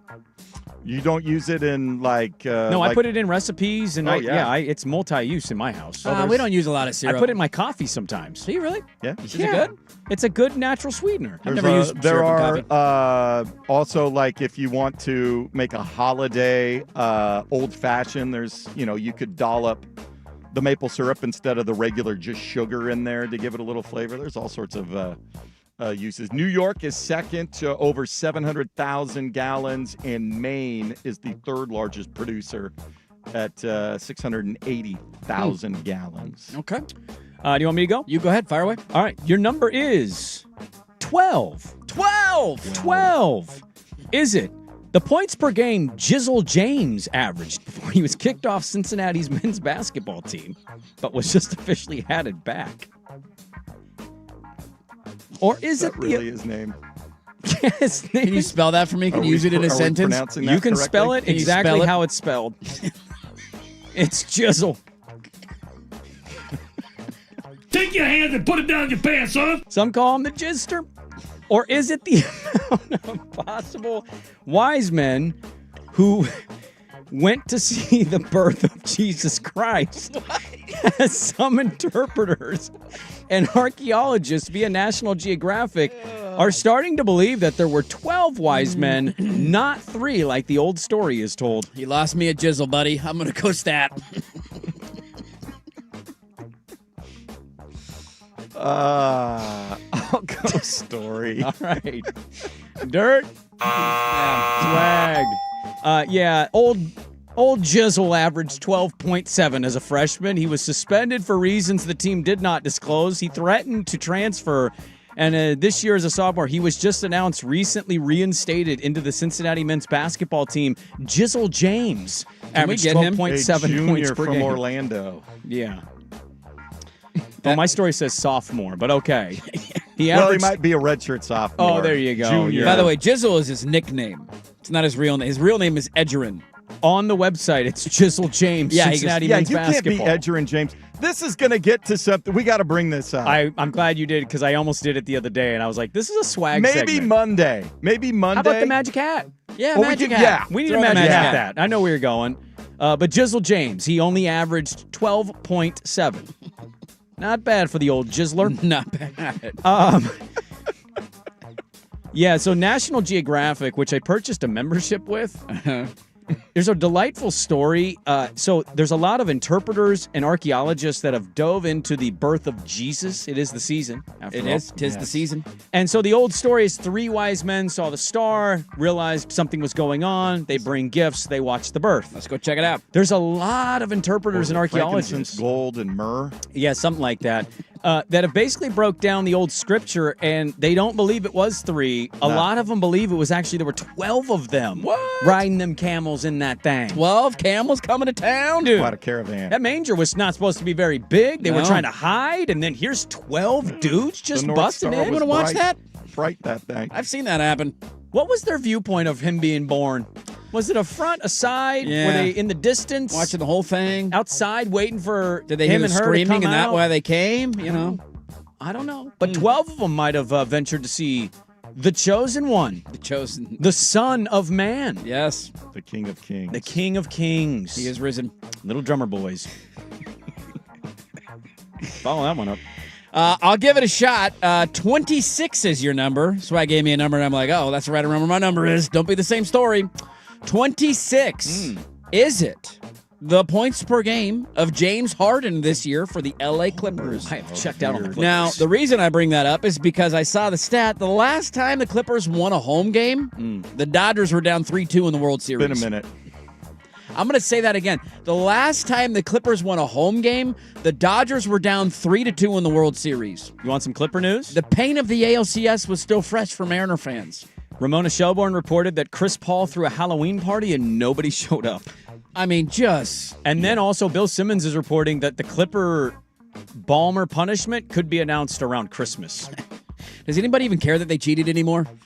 I don't think people really care, but I think people do want to see them actually get a punishment of some sort. You cheated. Okay. Well, 26 points per game. Is that what Harden's doing this year? Or is it the percentage of American parents who believe that their offspring, their child, their daughter, their son, is likely to become a college scholarship athlete? Oh, dude. I'm coaching youth. Story. This is a story. That number's got to be It's a story. 80%. Might even be more. Talk to a parent on a tournament weekend. Get out of here. Oh, you're It's lying. higher, isn't it? It's like 35%. It's not that much higher, 27%. Now, it's a small sample size study that they did. They polled 785 American parents. They're lying. It's 27% of them thought that it would, Harden, by the way, 26 points per game, on the dot, so it made the stat actually fit. 27% said that they would, thought that they would likely become a college scholarship athlete. 17% thought it was somewhat or very likely that they would become a professional or Olympic athlete. and 34% thought that they could become a small college athlete, like a D3 or FCS kind of parent. Do you know the percentage of the kids that are going to become D1 athletes? 0.0001. 3%. Now, what's the percentage that's going to make any money in NIL as a D1 athlete? 0.0001. Yeah, it's like 0.01. It's amazing how... You should see Teddy's arm, though. You see him, dude. My wife asked me the other day how big it's Teddy like the little is. kid from Jerry Maguire. Dude, all he of can a sling sudden. that pigskin, man. What's He's his into percentile dunking. of growth? Where's he at right I now? don't know. He hasn't been to the doctor in a while. That's a good question. Do you think he's a big, almost 2-year-old, He or was a trending smaller? big early, and then I think it slowed down a little bit. Like early on, because he used to go to the doctor like when they're born. It's like every month. Has he got a and you little get gut, or percentile. is he a real skinny kid? He's not fat, but he's not a string bean. Okay. Usually depends on if he just ate. Then he's got the beer belly thing that happens, which is just the cutest damn thing in the world. Oh, it is. It's adorable. I'd say I don't. It's hard to gauge against other 2-year-olds. He's not tiny, I'll say that, but he doesn't tower over anybody. Do you think he's an average 2-year-old? He's size? average for a 2-year-old. All right. Here we go. He's going to the league, man. Jizzle James, Teddy Ball Game. I'm going to nickname him Jizzle. I had to explain. Jizzle Johnson, here he comes down the paint. How were you graded? Introduced him to Lanning yet? Lining up that scholarship for, what is that, 2040? I mean, he went on his first recruiting trip for Indiana. Now, they did lose, so he was a little off-put by the Ducks. He's not quite sure he's going to entertain their offers anymore because they lost that game, but time will tell. My daughter asked how you came to name him Teddy. Because she's like, what kind of name is that? I'm like, What kind of name is that? Teddy? What's wrong with Teddy? It's short for Theodore, first Yeah. of all. Look up your Theodores. Named after a Do you president. listen to the Chipmunks around Christmas Have you time? paid attention in U.S. There is a history class? Theodore Chipmunk, damn it.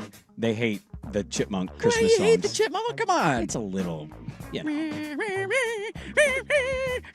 But I did say Teddy Ball Game, and then I explained where that came from, and Yeah. she started to understand it more. Inglorious Bastards, Theodore Roosevelt. There you go. A Yeah. lot of angles you can Yeah. go down, man. Yeah. There you go. Stat or story every Wednesday at 9:15. This is really stupid. If you didn't think it could get any dumber, hold my beer. That's next. First Year's Us with a update. This is Dirt and Sprague. First round week of the college football playoff is brought to you by Video Only. Now, from the George McCoy and Warren Allen Sports Desk, a Sports Center update on the Fan Sports Network, 105.1 FM and 1080 AM. Brought to you by Laurelhurst Market Steakhouse and Butcher Shop. Great spot for any occasion. Don't forget you save 10% on your Butcher Shop order when you dine in. Menus and more at laurelhurstmarket.com. First on the Fan. If you haven't been watching hockey, you don't know the Avalanche are an absolute wagon this year. They are on record pace after scoring 3 in the third to beat the Kraken 5-3 last night. They are on pace for 136 points, which would break the all-time record for points in a season by the Bruins about 3 seasons ago. They're on pace for a record 59 wins. They still only lost twice in regulation this season. How about this? Avengers Doomsday is going to be releasing their trailer soon, so you're getting Tony Stark back in your life as an evil Iron Man. You're going to have Thor back in your life. Captain America is going to be in this thing. Didn't he die? There's a multiverse, so the Tony Stark in a different one is going to become Doctor Doom. Anyways, my point was to say, we might have an Avengers team on Earth right now in real life. Oh, who do we got? For the first time ever, researchers have documented a pod of northern resident killer whales traveling and teaming up with Pacific white-sided dolphins in a hunt. Whoa. And it's dolphins crazy. and whales together? The dolphins are just like Oh, my. speeding past the prey, and it's making the prey turn around because they think they're being hunted by dolphins. That's badass. Orca right in your face. That's pretty damn cool. It's pretty cool to see the drone footage. Until they kill us all. Kirk Herbstreit told you there was no football on this weekend. What are we going to do? There's no football on Saturday. News to him, Army-Navy was the highest-rated game of the entire season for CBS, generating nearly 8 million viewers. More than the Ducks, huh? Oregon-Indiana was, I think, their second highest game. Wow. About 6 million is what that had. There we go. Thank you for your service. 7.84 million viewers for Army-Navy. There you go. More hockey, sea life, and TV stories in 30 minutes. Jason Swigard from the George McCoy at Warren Allen Sports Desk. Hurt, missing work. Insurance companies acting like jerks. Don't call your mom. Call George McCoy at warrenallen.com. Sports Saturday.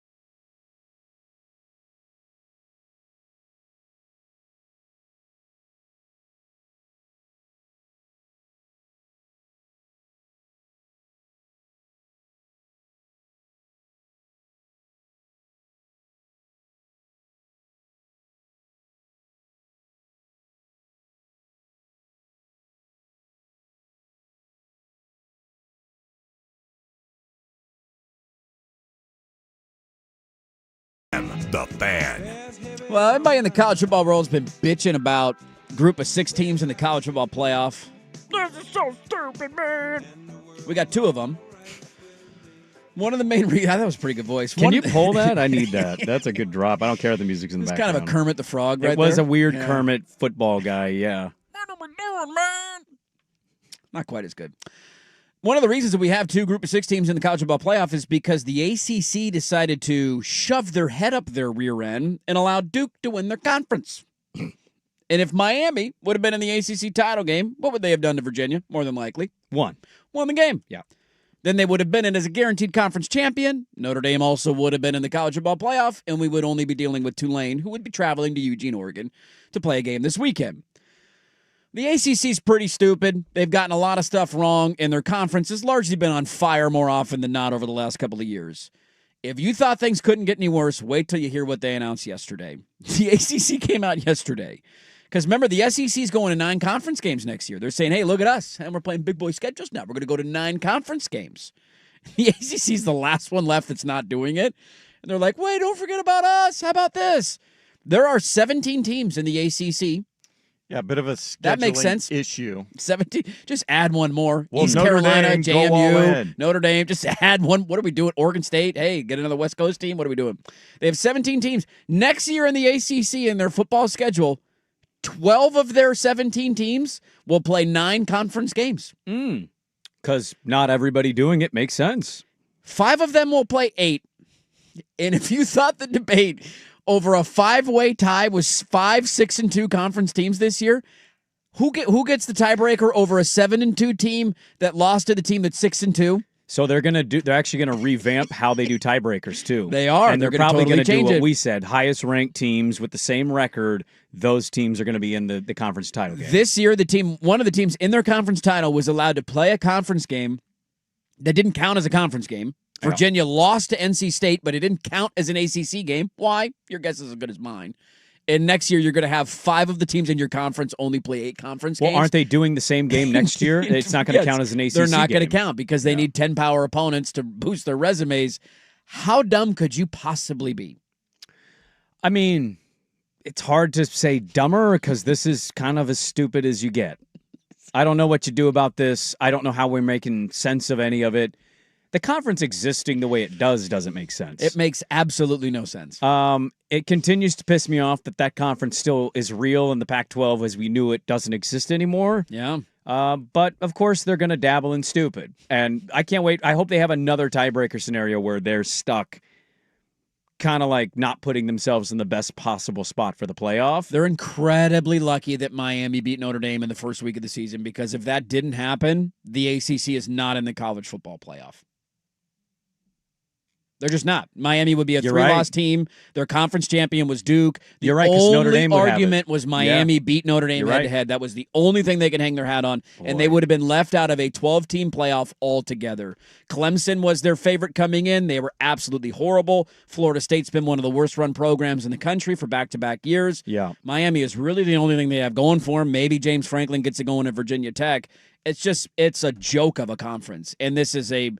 You're telling me you're not serious if this is how are you paid millions of dollars in your job and not able to, one, realize having 17 teams in a conference is going to make for some scheduling issues? You morons, go add one more team. 12 teams are going to play 9 games and 5 are going to play 8? What the hell are we doing? And by the way, that conference is the same conference whose team won the conference championship in the title game. You know who they lost to that winter? Tulane and UConn. They did. Yeah, Duke lost to Tulane and UConn. So we're crapping all over the group of 6 teams for just, I guess, existing and doing what they were supposed to do, and the committee being forced to do something they necessarily didn't want to do. But, like, the team that won the ACC also lost to 2 group of 5 schools. And one of them's in the playoff. That's why Duke's not in the playoff, because they couldn't beat Tulane this year. And that's your conference champion. I don't know. Your conference championship was Virginia versus Duke. It's warmed over dog water. It's horrible, and this is just a terrible. Imagine next year your team being in a scenario where you had a chance to make the playoff, but some teams in your conference got to play one less conference game than you? I just how like did we? what? Yeah, I don't know. You'd be screaming. Well, because Clemson starts, I think, a home and home, like a 5-year run with Notre Dame, don't they? Yeah, they have a bunch of home and homes with them coming up. Yeah, I don't know. And then you got the Notre Dame stuff. Good luck figuring all that out, man. That's what's going on in the ACC. Let's wrap it up with what the hell are we going to do tonight? And poll questions next on The Fan. Oregon Ducks football is on The Fan. Dante wants to snap, got to get a run right, stop and throw deep. Got it wide open. Benson, touchdown Oregon. Malik Benson.